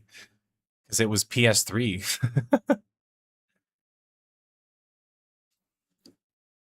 This or the last expansion, that makes more sense. The last expansion did have a lot more like production in it, including in the like cinematics.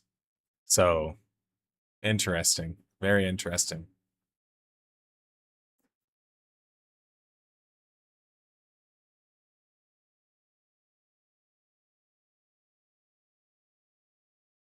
But for example, if you scroll through Final Fantasy XIV's wiki, which most of these wikis on virtual worlds are wrong, by the way, so I wouldn't really take them that seriously.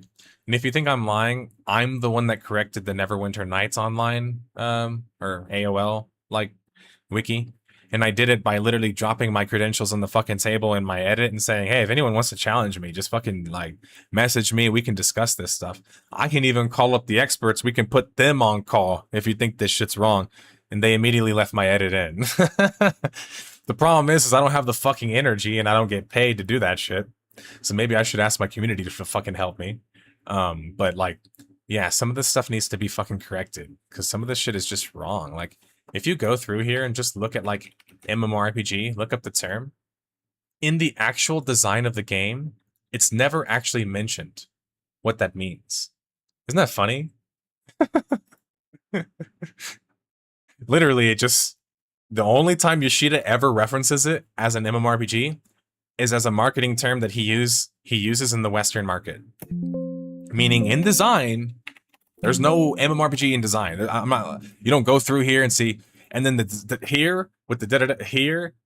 No, none of that exists because it's how they're designing it is just an online RPG.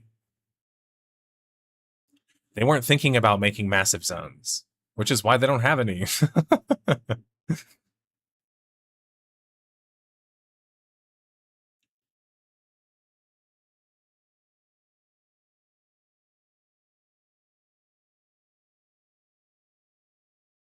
Sorry, I'm reading through the wiki. I'm getting a little bit too excited.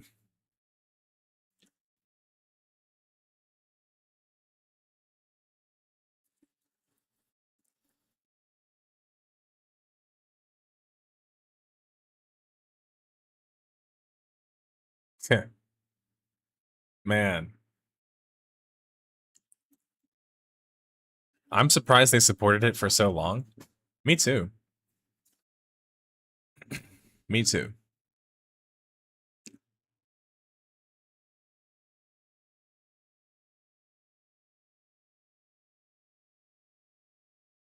So here's a direct quote from Yoshida. Because again, I'll quote Yoshida to his fans and fans of, like, MMORPG subreddit, and they'll still close their ears to it. This is a funny one. You ready? As the series has been renowned for state-of-the-art graphics, the original development team gained an unhealthy obsession with maximizing the graphical quality at the expense of server performance, which was unsustainable. With tens of thousands of players, with tens of thousands of high-definition assets. In designing Final Fantasy XI, the team spent a year playing EverQuest, the most successful MMORPG of the early 2000s. However, they lacked experience with modern games in the genre. So with the original Final Fantasy XIV, they were just instructed to make something different from Final Fantasy XI. And that Yoshida then said that they should go play WoW for a year for inspiration instead. What came next? Da-da-da-da! ARR! Yoshida's an incredibly honest person and clever. He will literally just say all of this, and people still don't admit it. But he even says, hey, go make something different than Final Fantasy XI. Go make something more like WoW. Which I think instantly makes people think, oh, well, WoW was an MMO, so then it's an MMO. And it's like, well, the architecture of these games aren't the same. They're not. They're literally not the same. Show me that time that fucking Stormwind got attacked, or the equivalent, in Final Fantasy XIV. Doesn't exist. If massive opportunities don't exist for massive players to do massive things, the game's not massive. And guess what? It doesn't need to be. It's all good. They're doing just fine, you know, without it having to be massive. But you know me, I always rant about this shit. I never get it. I never get the obsession with this shit. Why do people always want to defend their game from being massive or not? You should just be happy it's good.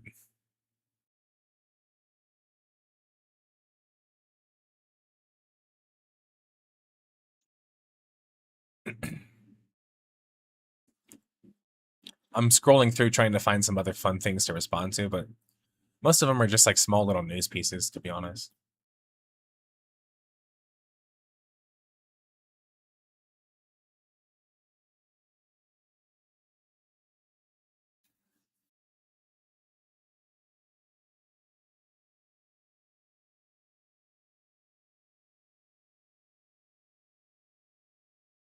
Yeah, I don't quite know what it is, Zero Sins. That's one thing that I think is actually like devolved. Like, what's devolved so much is like the concept of like understanding that in order for this to go massive, there has to be sacrifices made. Like back in the day, people would say it's the combat, it's the graphics, it's the performance. You see less of that these days, which is good in the sense that consumers are more educated and they have more like expectations, but bad in the sense that like they're still forgetting that the architecture has to function this way, period. Meaning that whether you think something is something or not, technically doesn't matter if the architecture is, right? So for example, I make this point about Guild Wars 2. Guild Wars 2 is even more of a like positive example for a middle of the road mmorpg and orpg title than Final Fantasy 14 is. Why? Because public questing, because the living story, because the majority of the game's content on the overmap, you know, can be joined by other players. Something that pretty much never exists in Final Fantasy 14 until you get to Stormblood. You see what I'm saying? So like Guild Wars 2 has a much better argument to be massive because it literally introduced massive content into the game. But whenever I get arguments from Final Fantasy 14, it's like, okay, Stormblood zones. All right. What else? And also, when did Stormblood come out? Like, how many years after the game came out? If the game came out in 2013, let's see when Stormblood came out. Stormblood came out in 2017. So it came out 4 years later. So for 4 years, it didn't have massive content. You see what I'm saying? It's just I mean, if we're gonna argue it's in the middle, I'll argue that with you. I'm cool with that. But to act like it's clearly massive it's just a bit hilarious to me.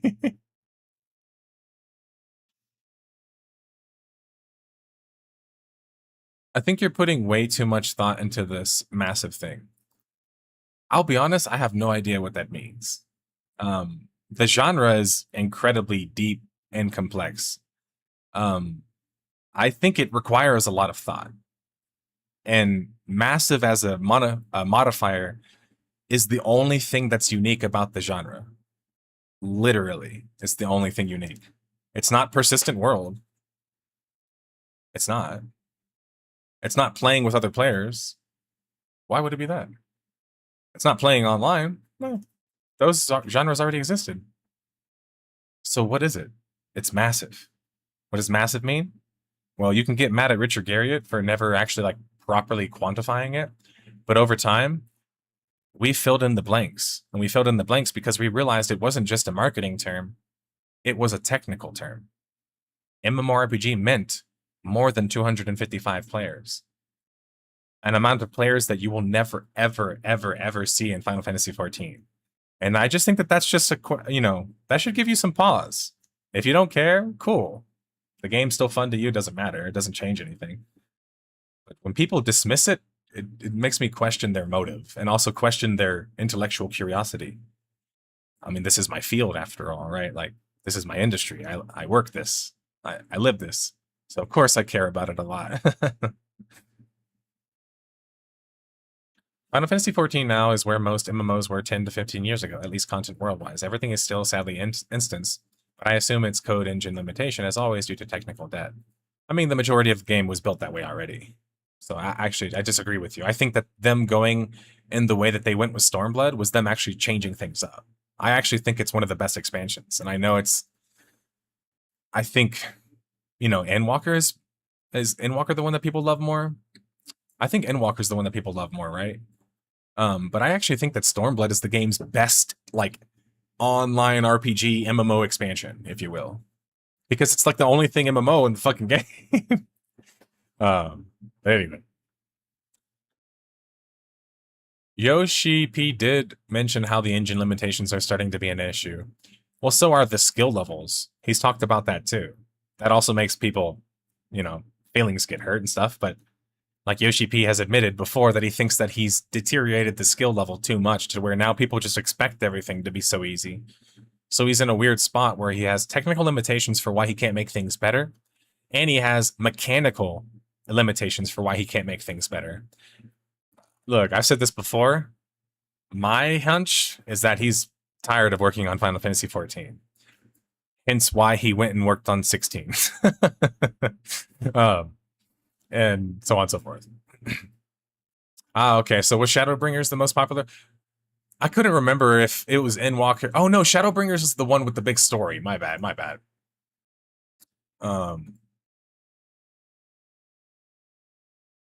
Interesting. It has a parallel dimension, sending you to more zones, more zone content.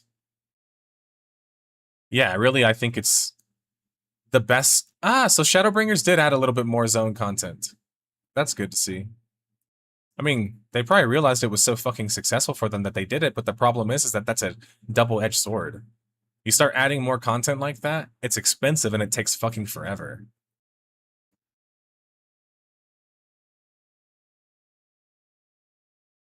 Well, yeah, because for me, things like Eureka are actually like MMO concepts, right? Right. It's like, what's in this game? What makes this game better than Final Fantasy X? Well, that you can play with players. Well, the only time you can play with players is when you're doing the trials and dungeon content. Well, with these expansions, now suddenly you can level up with other players. So it's like, it's funny because it sounds so fucking simple, but it's also like, it's kind of genius, you know?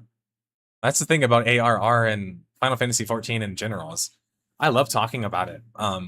Too bad the diehard fans of the series don't like when I do.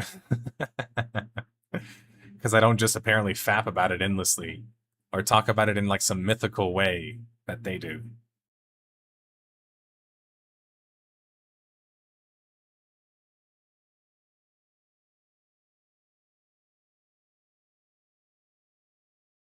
It's absolutely a waste of his talent. Which is why he's also admitted he wants to make another online game, but he can't because, you know, he needs the time, money, and resources to do it. Well, that's the other problem I have is that I feel bad for him because it simultaneously, whenever he leaves, man, that's going to be a huge fucking, like, hole in that fucking team. I mean, he's been their large, like, public-facing figure, which is pretty interesting and unique.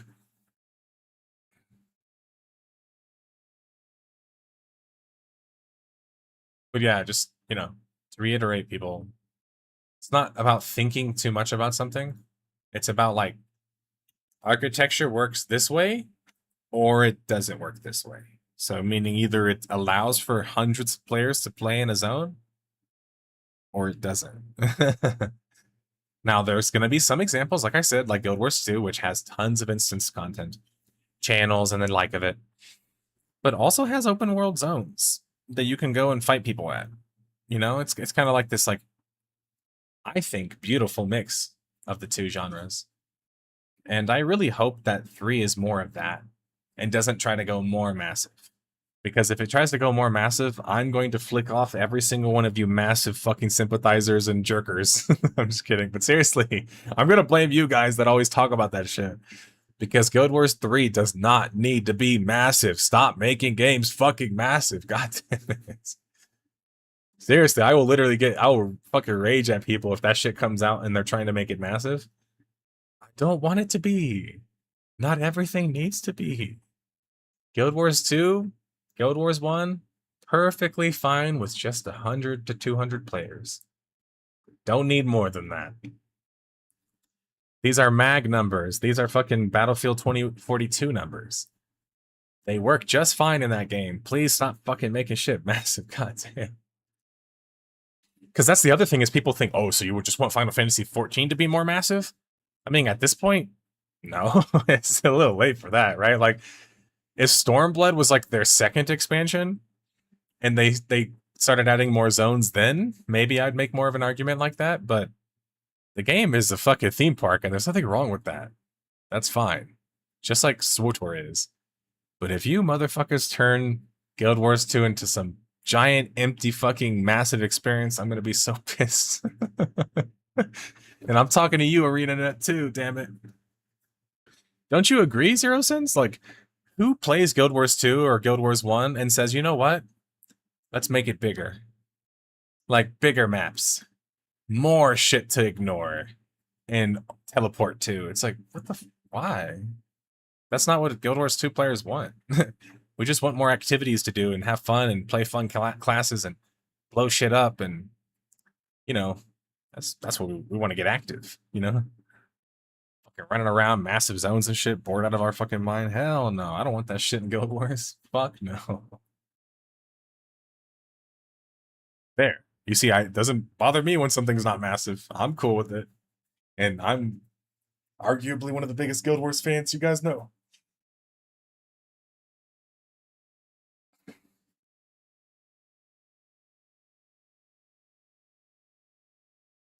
That's what I feel too. I also feel like it makes the game less balanced, because part of what makes Guild Wars 2 so cool to me is how balanced the game is. And I know a lot of people are going to meme and be like, shut the fuck. Guys, there's fucking 1,000 skills. It's not always going to be perfectly balanced, but I'm saying, like, they really try to balance encounters and engagements, and I like that about that game. I want balanced encounters, balanced engagements. You start making everything massive, you start losing a lot of that stuff. Yeah, exactly. These are contained regions with very, like, explorable maps and places that many of us have already been to. If they go and blow all of that up into something even bigger than Guild Wars 2, oh, no, I'm not gonna like it. I'm not gonna lie.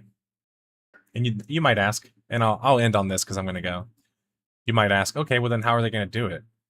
I mean, I think the best way to do it is just to take what 2 did, just do it a little bit better. The problem with third games in the franchise and series, like all types of series, is that they always feel like they have to do something bigger than 2 and somehow abandon 1 in the process. In reality, you have to look at 1, use it as your source code or your Bible, but try to make a game better than the second game.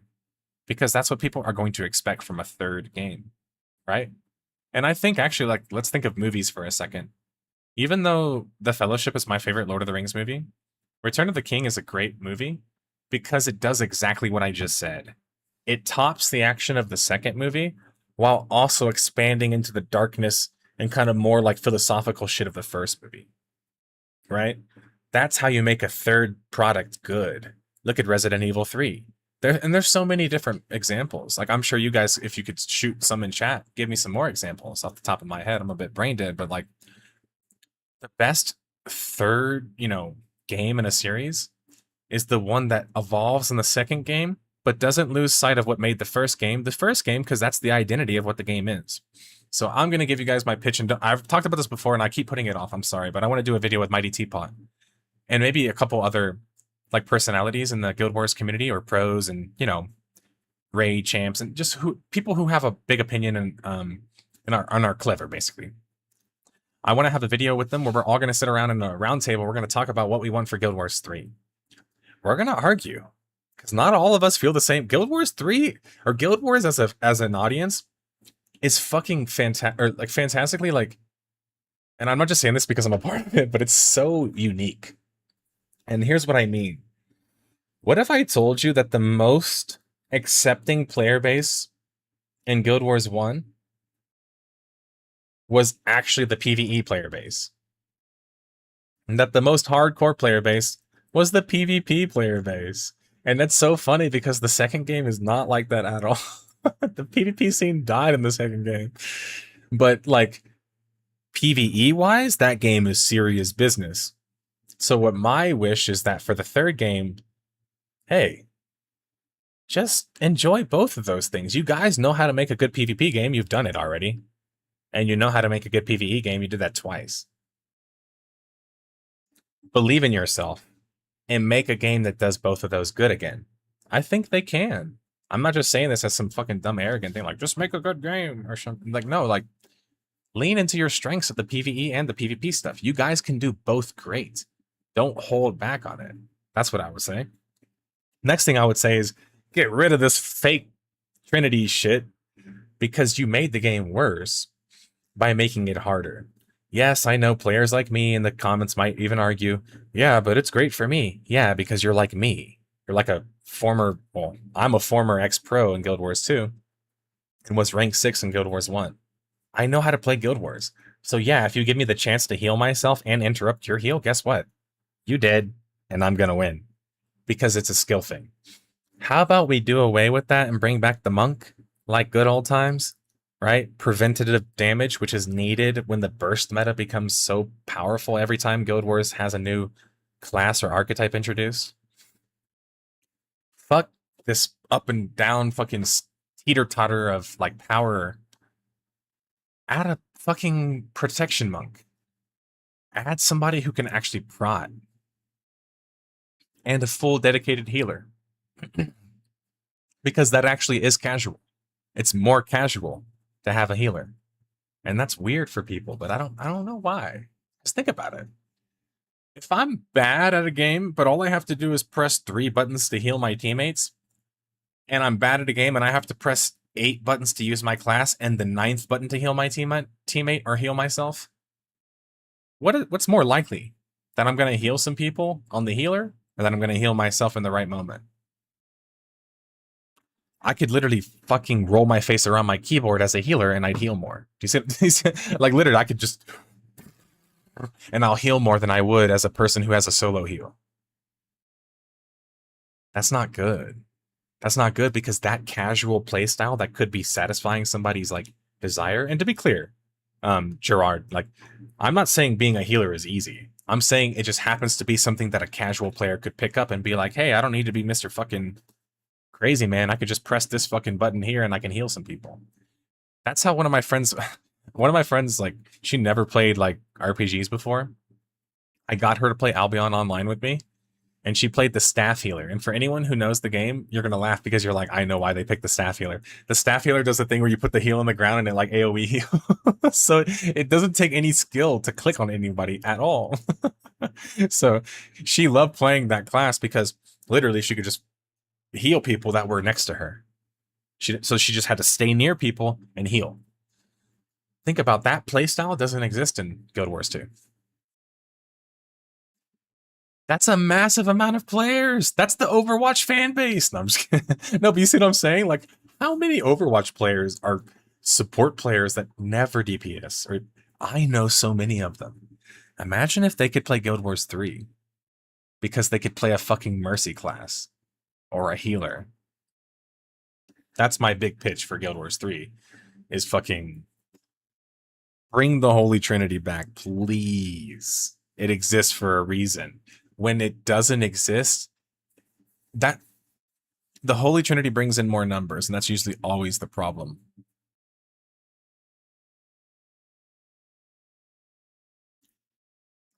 Wait, what do you mean? You mean like more players? Or like the fact that numbers can get higher? Is that what you're talking about? Because that's just math, right? Debuffs, healing, conditions, boons. Like, all of these things mathematically accumulate to give you a DPS or heal number, right? The fact that numbers get high isn't necessarily the problem. It's because developers keep expanding their game endlessly with a power gap. So for example, in WoW, literally, the numbers become astronomically higher because of the power gain. But Guild Wars 2 doesn't actually offer power gain like that. And Guild Wars as a franchise never has offered power gains like that. So I think they can avoid a lot of that bloat of numbers, which Guild Wars 2 and Guild Wars 1 did, largely, I think. The numbers are not, I don't think they're that crazy.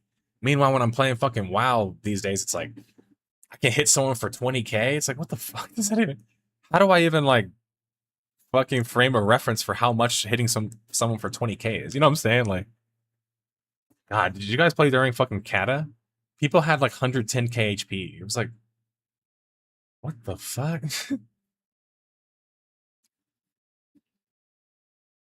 Oh, yeah, yeah. I mean, yes, in a sense. But Guild Wars 1 was already like that. Again, it's why I don't get I've never got the argument for Guild Wars 2's like healing system. Not even from the developers, and I've talked to them about it. I've never heard a good argument for it. I'm convinced one doesn't really exist. I think here's the ideal argument. Yeah, but nobody wants to have to bring a healer around with them, so what if we can just heal ourselves? Then we can all be fucking adventurers together without having to have one of us dedicated to just like helping people. Except there's a flaw in this premise. What's the flaw? People like healing. End of story. That's it. I don't even have to make another argument, but I can. You need healers because you need people to focus on people not dying. When you don't have someone focusing on not dying, guess what everyone's focused on? Killing. So the game becomes like Guild Wars 2's PvP system is. This is how I can describe the PvP scene in Guild Wars 2. In the highest level of SPvP play. It's like playing a fighting game with the decision-making needed for a fucking macro strategy game. You see what I'm saying? It's like playing fucking Street Fighter with a fucking encyclopedia. You know what I'm saying? It's just like Guild Wars 2 PvP is... It's so fucking high level. I don't think you have a shot. The majority of players for even picking it up. Now, what if you actually added some ways to slow the combat down? Well, what's the way you can slow combat down? A healer! Or more support classes. And that's all Guild Wars 3 needs, I think, is just more support. Everyone is supposed to be a fucking 360 no-scoper. And I don't think that that's good design. Because I've met tons of players and most of them are not like me and just want to like 360 no-scope.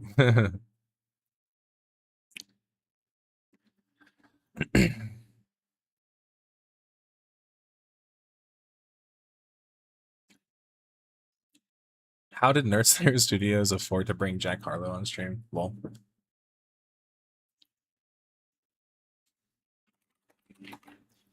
what do you mean by action RPGs exist?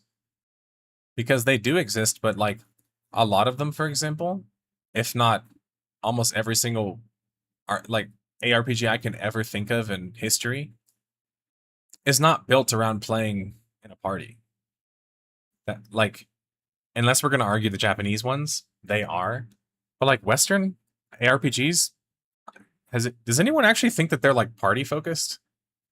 Because I've been playing them since they've pretty much existed. My first one was Diablo 1, which I played back in '99 when I was like 6. Then I played, of course, every Diablo after that. But I got really heavily into Dark Eden, which is an online action RPG. And I don't know. I feel like nobody ever had the expectation we played in groups. So I think that ARPGs are a bit of like the...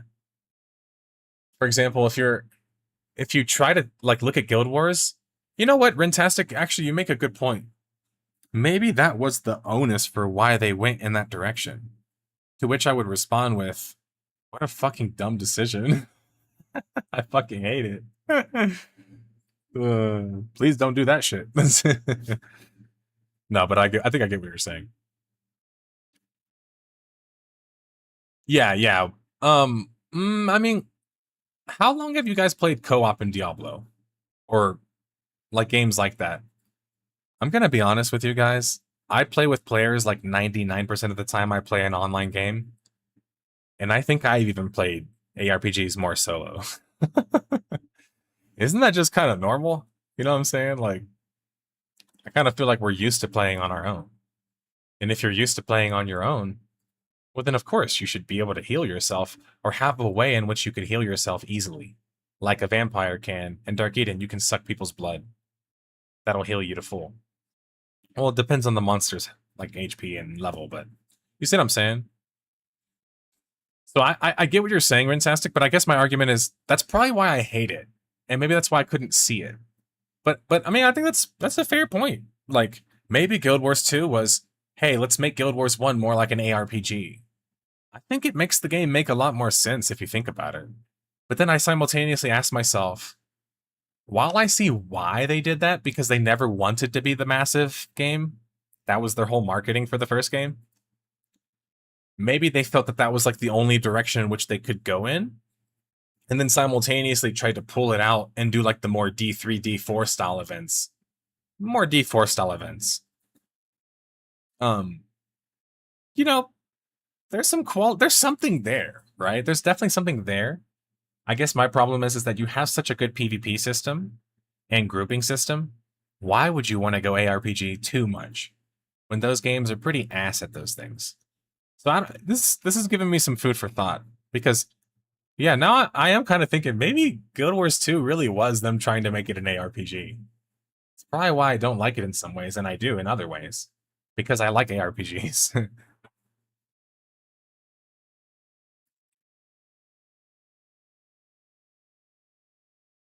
Yeah, Rare J, you're right. It should be admitted that there is something wrong with the culture. In fact, I'll give you an example.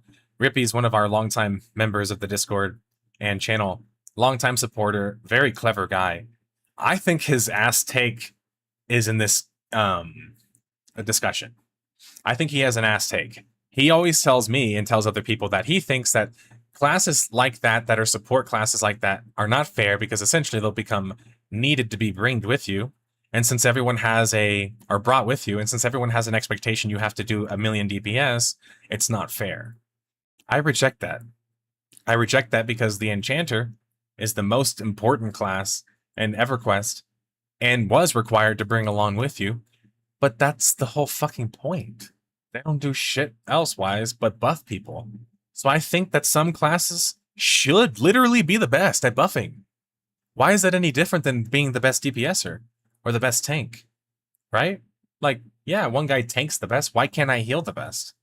One guy DPS is the best. Why can't I prevent damage the best? I think that that's just very, like, close-minded thinking, and also very anti-D&D thinking. D&D RPG style is about thinking outside the box and having different types of tactics to, face different scenarios. And that's what I like. I appreciate it, the letter. It did, Poison Tea, and that's why I was trying not to push too hard on that argument, because the first game doesn't, but the second game, I think one of the prestige or DLC classes is a support class, isn't it? Or has a lot of support.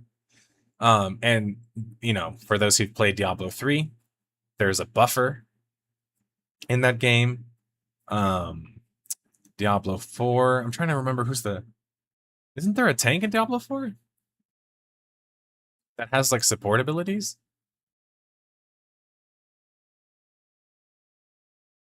But ARPGs are a good example, I think. I think that was a good example by Rentastic.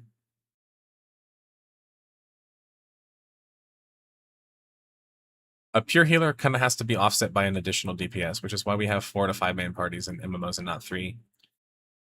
I don't think that's why. I think 4 to 5 is the most common party size of any sport, like, ever. Like, I know gamers hate sports most of the time, but, like, most of our party systems and concept of competition, it all comes from sports. Like, 4 or 5 man sports teams and teams in general are just effective. They're fun. It's the right amount of players. 3s, honestly, as a team environment, has almost always been niche, which is funny how it's so popular in arena and stuff like that, when it's like 3v3 in every other sport is pretty much a niche. Like, it almost doesn't exist. Like, so I think it's more about, like, the sports stuff. But if your argument is that, for example, you have to have someone to offset DPS, I don't know how that makes sense if the game essentially is pressuring you to have to bring a support in the first place, then it's going to be designed that way. See what I'm saying? And I also just reject the idea that people think that healing is so easy. I think it's easy because, things like Pure have made it a click of a button. You can literally macro click your mouse button on any button of your mouse. You could just be like, this button is going to be my heal self button, and this button's going to be my heal all my teammate button. And guess what? Tab target games already have low skill in them in terms of, like, base floor. When you lower the floor even more, it's even easier. You want to know a game that I've never heard anyone say was easy to heal in, but it had dedicated healers? Guess what? Global Agenda, baby. Global Agenda has a dedicated healer. Has, I think, 2 of them, technically. Or, like, I think a couple other people have healing specs, but it has a medic. And guess what? Aiming in that game is how you heal. So it's more like a MOBA, like Deadlock or something. Where it's like, I actually have to aim at my guy to heal him. I've never heard anyone ever complain about healing in that game. And what I mean is that because they had the time of their life, so many of my friends that played healer loved healing in Global Agenda because it was super active. And they also had the ability to DPS. You see what I'm saying? And I think that that's really cool. So yeah, healing in Global Agenda was cool. It was like an active activity. And you also had like ability. It's kind of like playing like Ana in Overwatch. It's essentially what playing Global Agenda as a healer was. Or like Mercy. You know?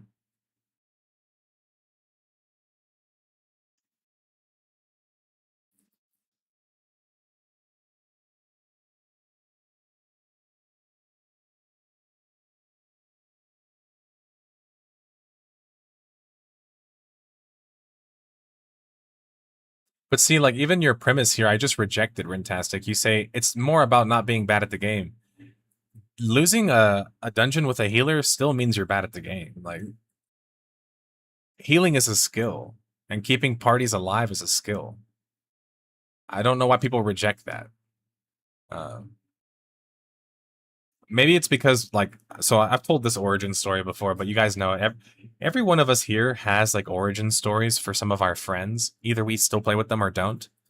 That we met in MMOs and stuff like that.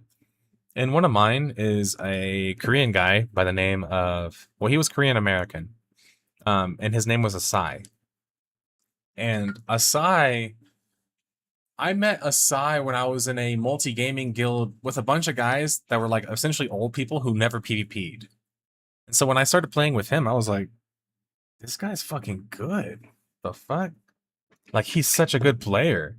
And I was blown away by how good this guy was. And guess what? Guess what he was playing when I encountered him? He was playing a DPS. And he was really good. And I was like, damn, bro, you're good DPS.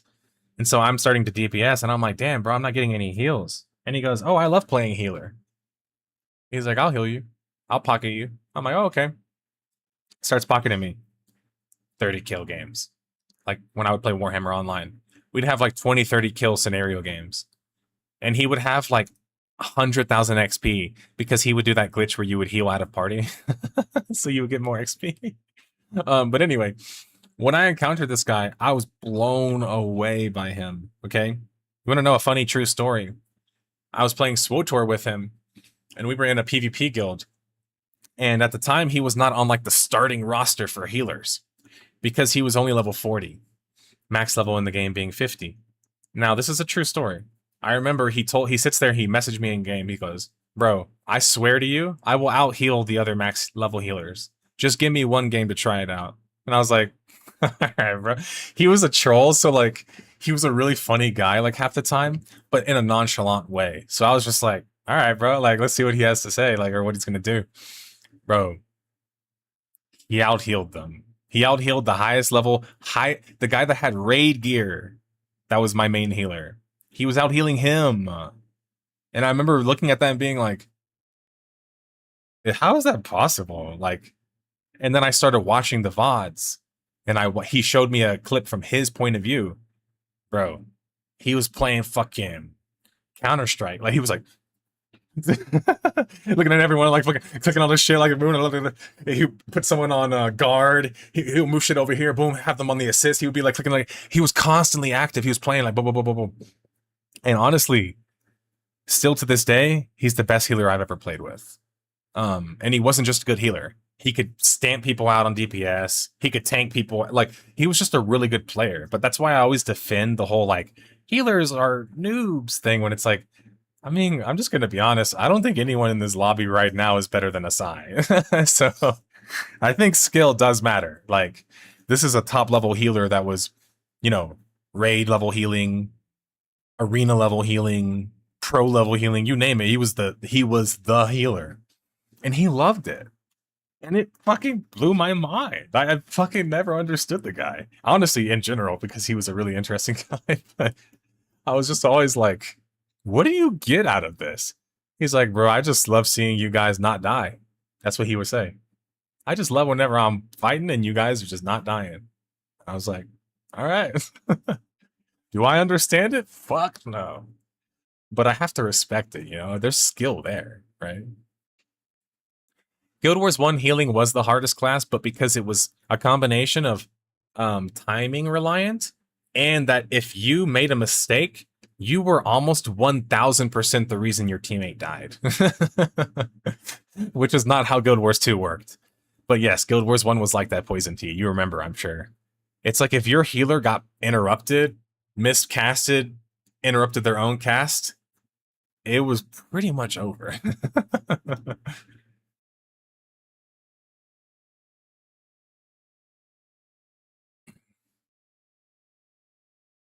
Yeah, for example, Rare J. When I play a game like Overwatch with one of my friends, Qua, who is a healer-centric player, or support-centric player, he will literally tell me, just go in, just go in, just rush in, just rush in, just rush in. I got you, I got you, I got you, I got you.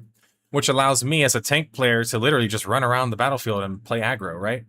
When I'm not playing with him, this is what I'm doing. I'm dodging, I'm hiding behind shit, I'm looking around. Is my healer still healing me? Like, because that's how you have to play, right? You have to be like, oh shit. So for me, the level of skill goes up astronomically when you have a healer. But yeah, healers have always got shit. I'm kind of used to that. I'll see you later.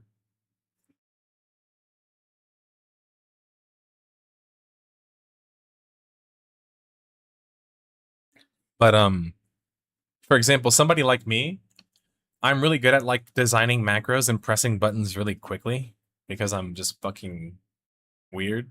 But I just love doing it. And do I think that that necessarily makes me more skilled than somebody who plays a slower class? I don't think so. Like, I just think that skill has to be looked at in different ways. It can't just be who does the most damage. Because guess what? If I'm PvPing, I'm probably doing the most damage. Does that mean that I'm always playing the best? I don't think that that's fair. How is that possible? I'm probably making mistakes. Maybe somebody had a better game than me. But their numbers might not show that, right? I think it comes down to people just aren't used to playing with good healers. I'm not going to lie. Like, I've been saying this for 20 years, though. Since I've basically started playing these games, I've always like said, like, the people who ever talk shit about tanks, healers, tanks in PvP, and healers in anything, are people who've never encountered a good tank in PvP or a good healer in either of them. That's just how I feel, personally.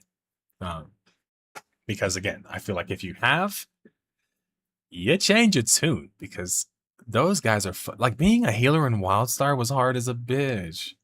Like, those guys were the best players on the team, always. Look at League of Legends. You guys ever think, like, who's the best player on the team? Oh, it has to be the AD carry. You want to know something funny?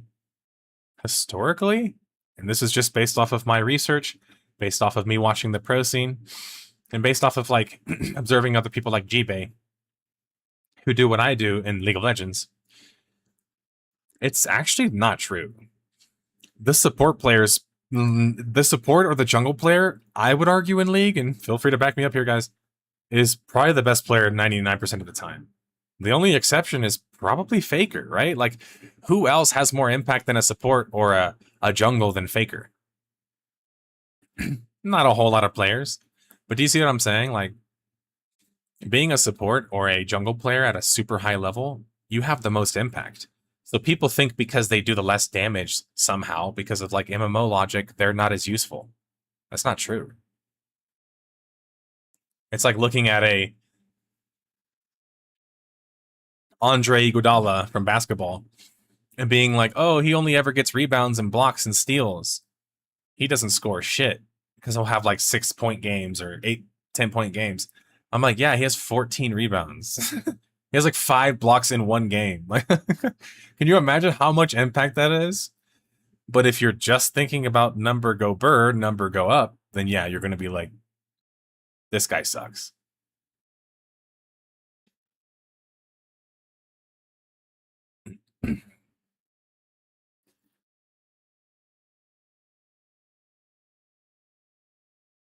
Exactly, Rare J.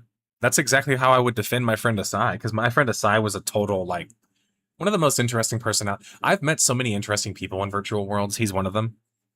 He just did not care about competition. Like, meaning it meant nothing to him. He would only play because I would ask him to.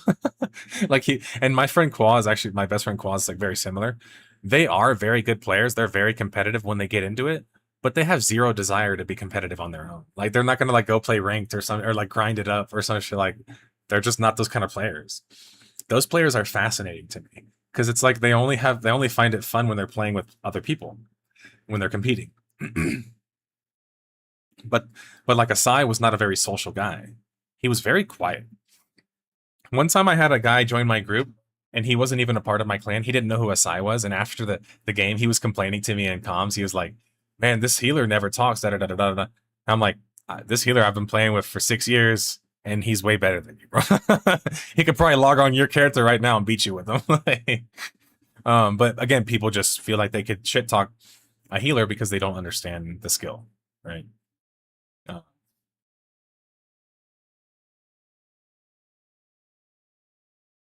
Yeah, in PvE, that's true, Mr. Zero Sins. I'm talking about PvP. I feel like tanks get no credit in PvP. They get memed half the time. I've been defending them since Warhammer Online, which was like, what, 2008, 2007? It's a long-ass time. And I would defend them because I would always have people tell me, oh, why would you even have a tank in PvP? It's useless. And it's just like, wait. So having somebody who can silence, knock down, and stun within like a 5-6 second window is useless? Huh? Like,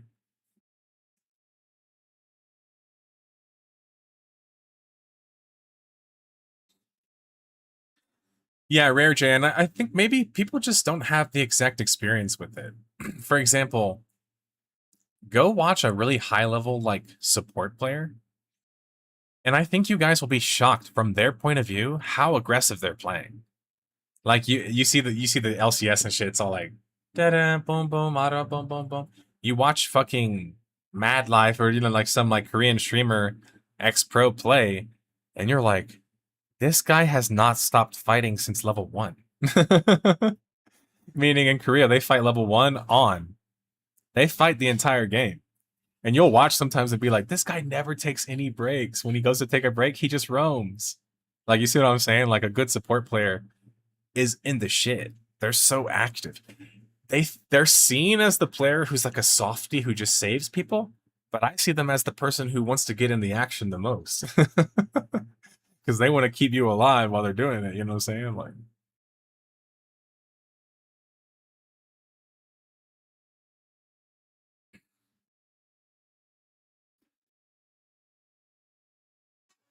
yeah, it's like I remember one of my friends, he came to PvP with us in a group, and WoW, we were playing on a TBC private server.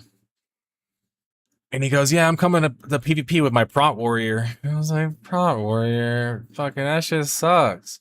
And I was like a super geared rogue at the time. And he goes, you want a duel? And I was like, sure. Anyone want to guess what happened? I mean, anyone who's played WoW knows what the answer was, because this matchup is literally only goes in one way. Like, there's no, it's almost impossible for one class to beat the other class. Dude, I got fucking destroyed. This guy was a pure PvEer, never PvP, just wanted to come have fun with us. And he beats the shit out of me. And he's standing still, and he was even keyboard turning, and I still lost. You can see the emotion on my face. No, but do you see what I'm saying? Like, dude, the Prot Warrior put the hands on me. But guess what I realized? How I fight Prot Warriors from that point on. Guess you don't. You blind them and then you run. And hope they don't reflect you. Hope they don't reflect your blind on you or some fucking crazy shit. No, but seriously, you just, as a rogue, you don't fight them. You just don't. Bro, I remember I was fighting him one time. That first fight we had lasted like 10 minutes. You know what I'm saying? It was just like this long, like cartoonishly long fight, and I was potting in it. That's the only reason why I survived. And it was just like, oh, yeah, some matchups just work that way in MMOs. And I think that that's totally fine. Look at Guild Wars 1 and Guild Wars 2. They have even harsher combos and counters, which again, I think people aren't aware of. For example, if I run up to a warrior in Guild Wars 1 or 2 and I just spam blind on him, if he has no way to remove blinding and no way to actually like CC me or interrupt me, he will never, ever, ever kill me. Like, ever. I love that about MMOs. I love the paper, scissors, rock intellectual style. You know what I'm saying?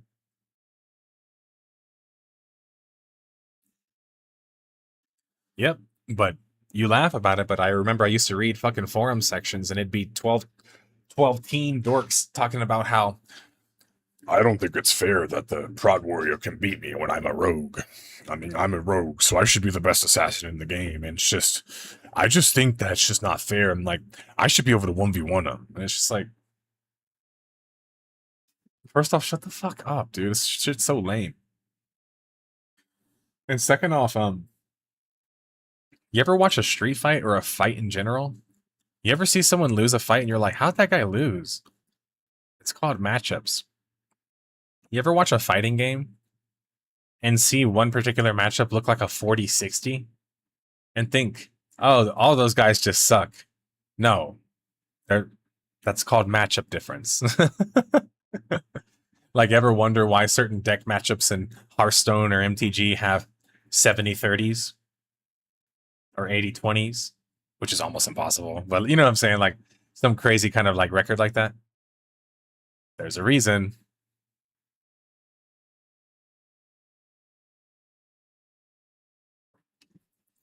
The good thing is, Rare J, is that it's still out. It's free. So you can still play it. But that they're, you know, according to rumors, working on a third game. I really think that Guild Wars 3 is going to be, if it happens, the best thing for this industry in the past, like, 15 years. I don't have any data on it. No behind the scenes shit. I'm just saying that's just how I feel. I think it has the most ability. Most talented developers, most history, good product, good engine. I mean, they could do it. I think they have the chance to catch players like you who might have missed it the first time around, you know?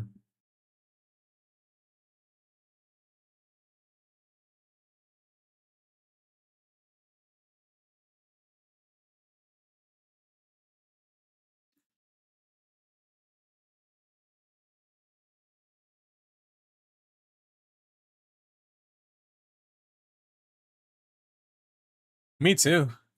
I think that that's just, I mean, you played as a kid, so did I, Zero Sins. I think that's just called growing up for it. When you grow up with that kind of shit. You know? I don't think it's that heavy. I mean, if you, like, think about it. What's more controversial for me to say? Ashes of Creation, it's gonna be amazing! That was controversial even back then, before all the drama. But saying that I think that the third Guild Wars game is gonna be good, it's kind of like, oh, yeah. You know what I'm saying? Like, I actually think it's actually a safe thing to argue. That's why I'm arguing it. Guild Wars 3 is a safe success. If they follow the path that we've talked about, not saying only that path, but like paths similar to that, it has one of the best paths forward because it's casual enough to bring players in and hardcore enough to keep players sticking with it.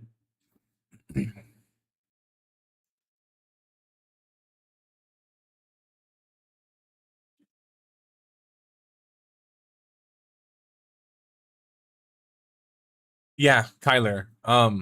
So I do agree with you, and Mr. Zero Sense and I, and also Mighty Teapot and I have talked about this. We actually think that the combat could be better if they slowed it down. Like, the game's already so fucking fast. There's no reason to ever make it faster. Ever. What do you want it faster than a fighting game? Why? So they don't need to be faster at this point. So I feel like if they don't need to be faster, then slower is the only direction for them to go. However, I will agree with you. I hope they don't go like full slow action RPG style. And it still maintains its MMORPG and ORPG roots. Or co-RPG. But yeah, that's my thing, Mr. Zero Sins. It's like, thinking the third is going to succeed, if anything, it's kind of like a safe bet. Because the first two succeeded astronomically. Was the second a failure in some respects? Yes, but not commercially. It sold a fuck ton, guys. I mean, it's one of the highest grossing games ever. Like, in our field, I mean.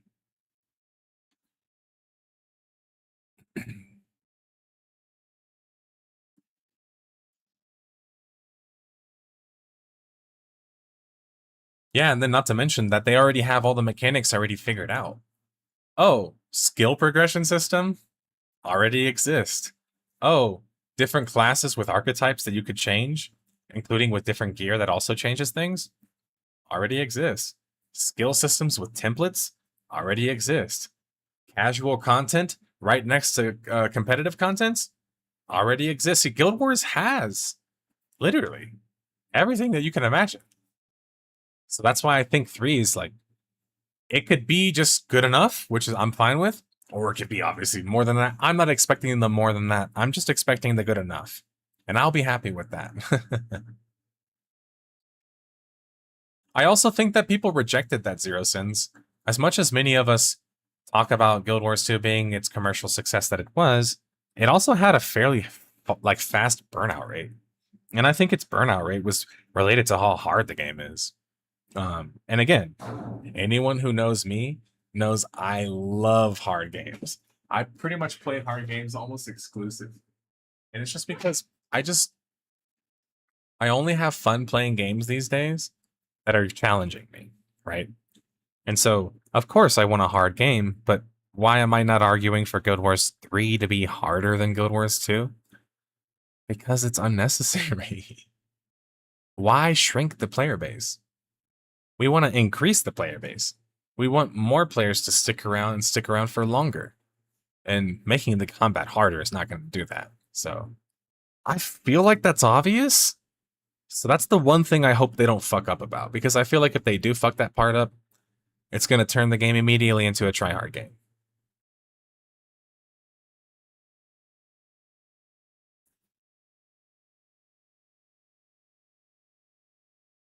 Yeah, and to be fair, Guild Wars is also one of the few games that exists like that. It's one of the few games that right now we say if they come out with a new one, it's probably going to be good. How many other MMORPGs exist, or ORPGs exist like that?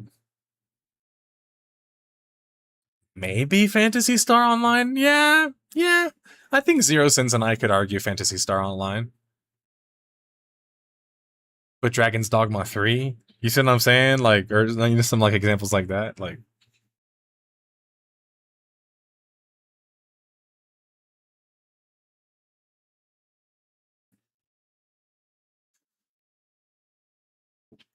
I think having no strong opinions on speed is fine because there's enough speed variance in the game. The problem is that even the slowest class in Guild Wars 2 is still played fast. That's a problem, in my opinion.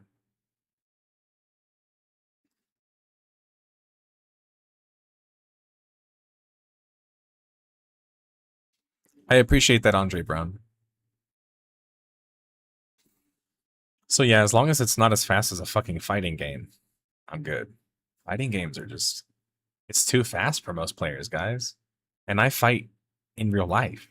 I do martial arts in real life, and I'm telling you, the fighting games are just too fast for most people's sensibilities in RPGs. We don't need to be fucking Daigo and Justin Wong and Angry Bird and it up. Like, I think it was too. I think quickness was a mistake as a concept. Mechanically. So when we're talking about like skill and combat, we're talking about speed of your ability to literally press the buttons you need to press. Because most people think of like the standard tab target MMO of like, I press a button, GCD 2 seconds, 1, 2. Then I press another button and 1, 2. And then I press another button and 1, 2. That's how games like WoW work, right? And it's even slower in other games like ESO and Final Fantasy XIV. In Guild Wars 2, the buttons pretty much go off as fast as you can just about press them, especially because the utility skills you take are not on GCDs. So you could press, theoretically, 8 abilities in under 15 seconds. And that's not even, like, crazy. There's even, I mean, I've shown clips before of me killing people in Guild Wars 2. In clips that only last 4 seconds, in which I input like 15 commands in just 4 seconds. Yeah, exactly. Zero Sins is right. And yeah, well, so there's weapon cooldowns, but yes, there's no GCD in the game that applies to all of the abilities. Most games have a GCD.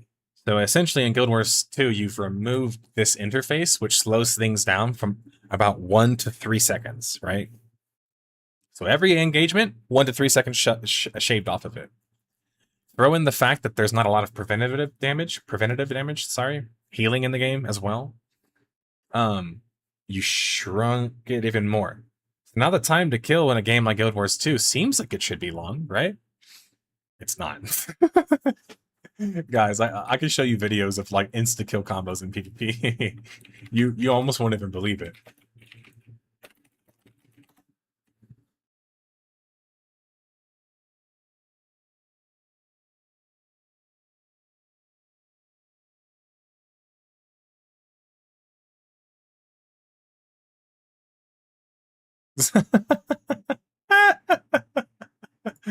And to be clear, for the other Guild Wars players, yes, I know there's counters and blah, blah, blah.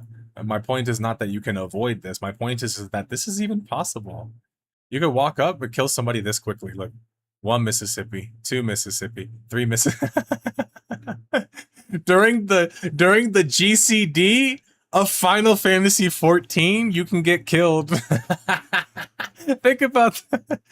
During the time in which your homie playing Final Fantasy XIV is clicking his skill to click his next skill, you can die during that window in Guild Wars 2. Like, think about how unbelievably fast-paced that is. It's not sustainable. It's why the competitive scene died so quickly. It's because players like me or Zero Sins can do this because we've been playing Guild Wars 1 since we were fucking children, you know? But how many more people are going to be pulling shit off like this, right?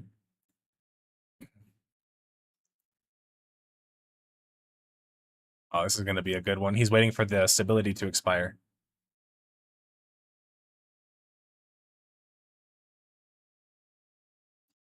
Even this was just a normal, like, about 11 to 12 second clip.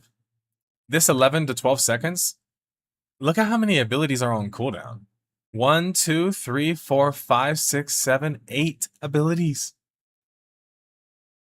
8. Think about that. In just a couple seconds, there's 8 abilities on cooldown. You will never, almost ever, in Final Fantasy XIV or ESO, ever have that many abilities, even on cooldown, ever. You see what I'm saying? Like, and that's why I don't talk about this to shit on Guild Wars. I talk about it to talk about it critically. That I don't think this makes the game better. That it's this fast. And I think if they want to get more players and keep them longer, it can't be this fast. This is too fast. If I show the majority of my friends who play games like RuneScape and WoW casually, this clip, they'd say I would never play that shit. They would straight up say, I'm not playing that shit. The fuck? 3 second fucking TTKs? And there's faster ones too. I've seen people die in 2 combos. Like boom boom. Like that. Boom boom. I've seen people die. Imagine if you have to like be on your P's and Q's with someone jumping on you to kill you that quickly in a game. Yes, luckily, to Zero Sins' point, many of the super powerful power builds have been nerfed, but it took them a long time. It took them years to get nerfed. And every now and then when they come out with a new patch cycle or expansion, something ends up getting tweaked again into power over power. You know what I'm saying? Like, so they have been largely active in this, but it's been a constant race, like you've heard Zero Sins and I talk about before, because the way power works in Guild Wars 2. It's just so powerful that just power spiking something is almost always the ideal way to do it, right? Unless, you know, you can have a coordinated team, or maybe you're playing solo queue like I do, and you can do some condition builds in which people aren't building the correct requirements to deal with those. But if you play against a pre-made, conditions can be made useless by one ability. You can't make power useless in the game. It's not. It's never useless. Could you miss? Yes. Could you get blocked? Yes. Could you maybe get hit with a confusion strike? Yes. Can you stop it? Like, from happening? No.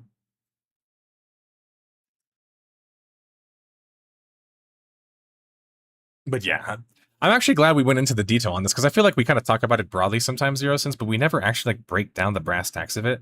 And I feel like sometimes people are missing out on opportunities like that. They need a chance to be able to see something and see it broken down, like really broken down. Because, yeah, I mean, somebody might say, yeah, but what are you talking about speed of combat here? Because in their head, they're thinking 3-second GCDs, 4-second GCDs, 2-second GCDs. How about this? What if I could kill you in a GCD? During a GCD. It's like insane to think about. Imagine I'd just fucking take you out during a GCD. You're clicking your next ability and you're already dead.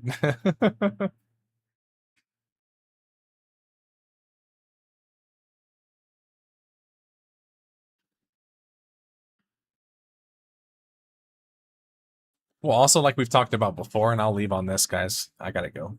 I'm tired. And I'm about to smoke. Which is a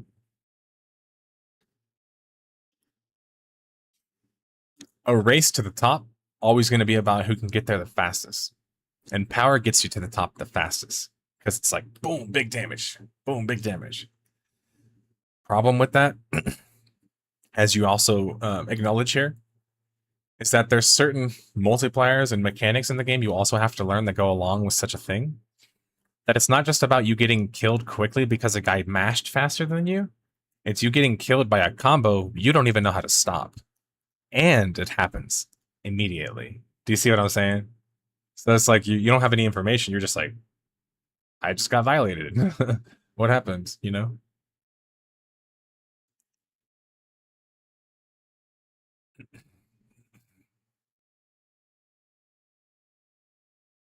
But all right, everybody, I'll talk to you guys later. It's nice to talk to everybody about MMO theory and stuff. I don't get a lot of chances to talk about this outside of my channel. So I think I needed that today. I needed a chance to talk about shit that I love, care about a lot. And I got to do that. So thanks for that. Thanks for stopping by. I hope you appreciated this longer than normal stream. And I will see you guys in the next episode of Death of the Game, which is on Death of the Game MAG, or Massive Action Game. So until then, stay tuned. And peace.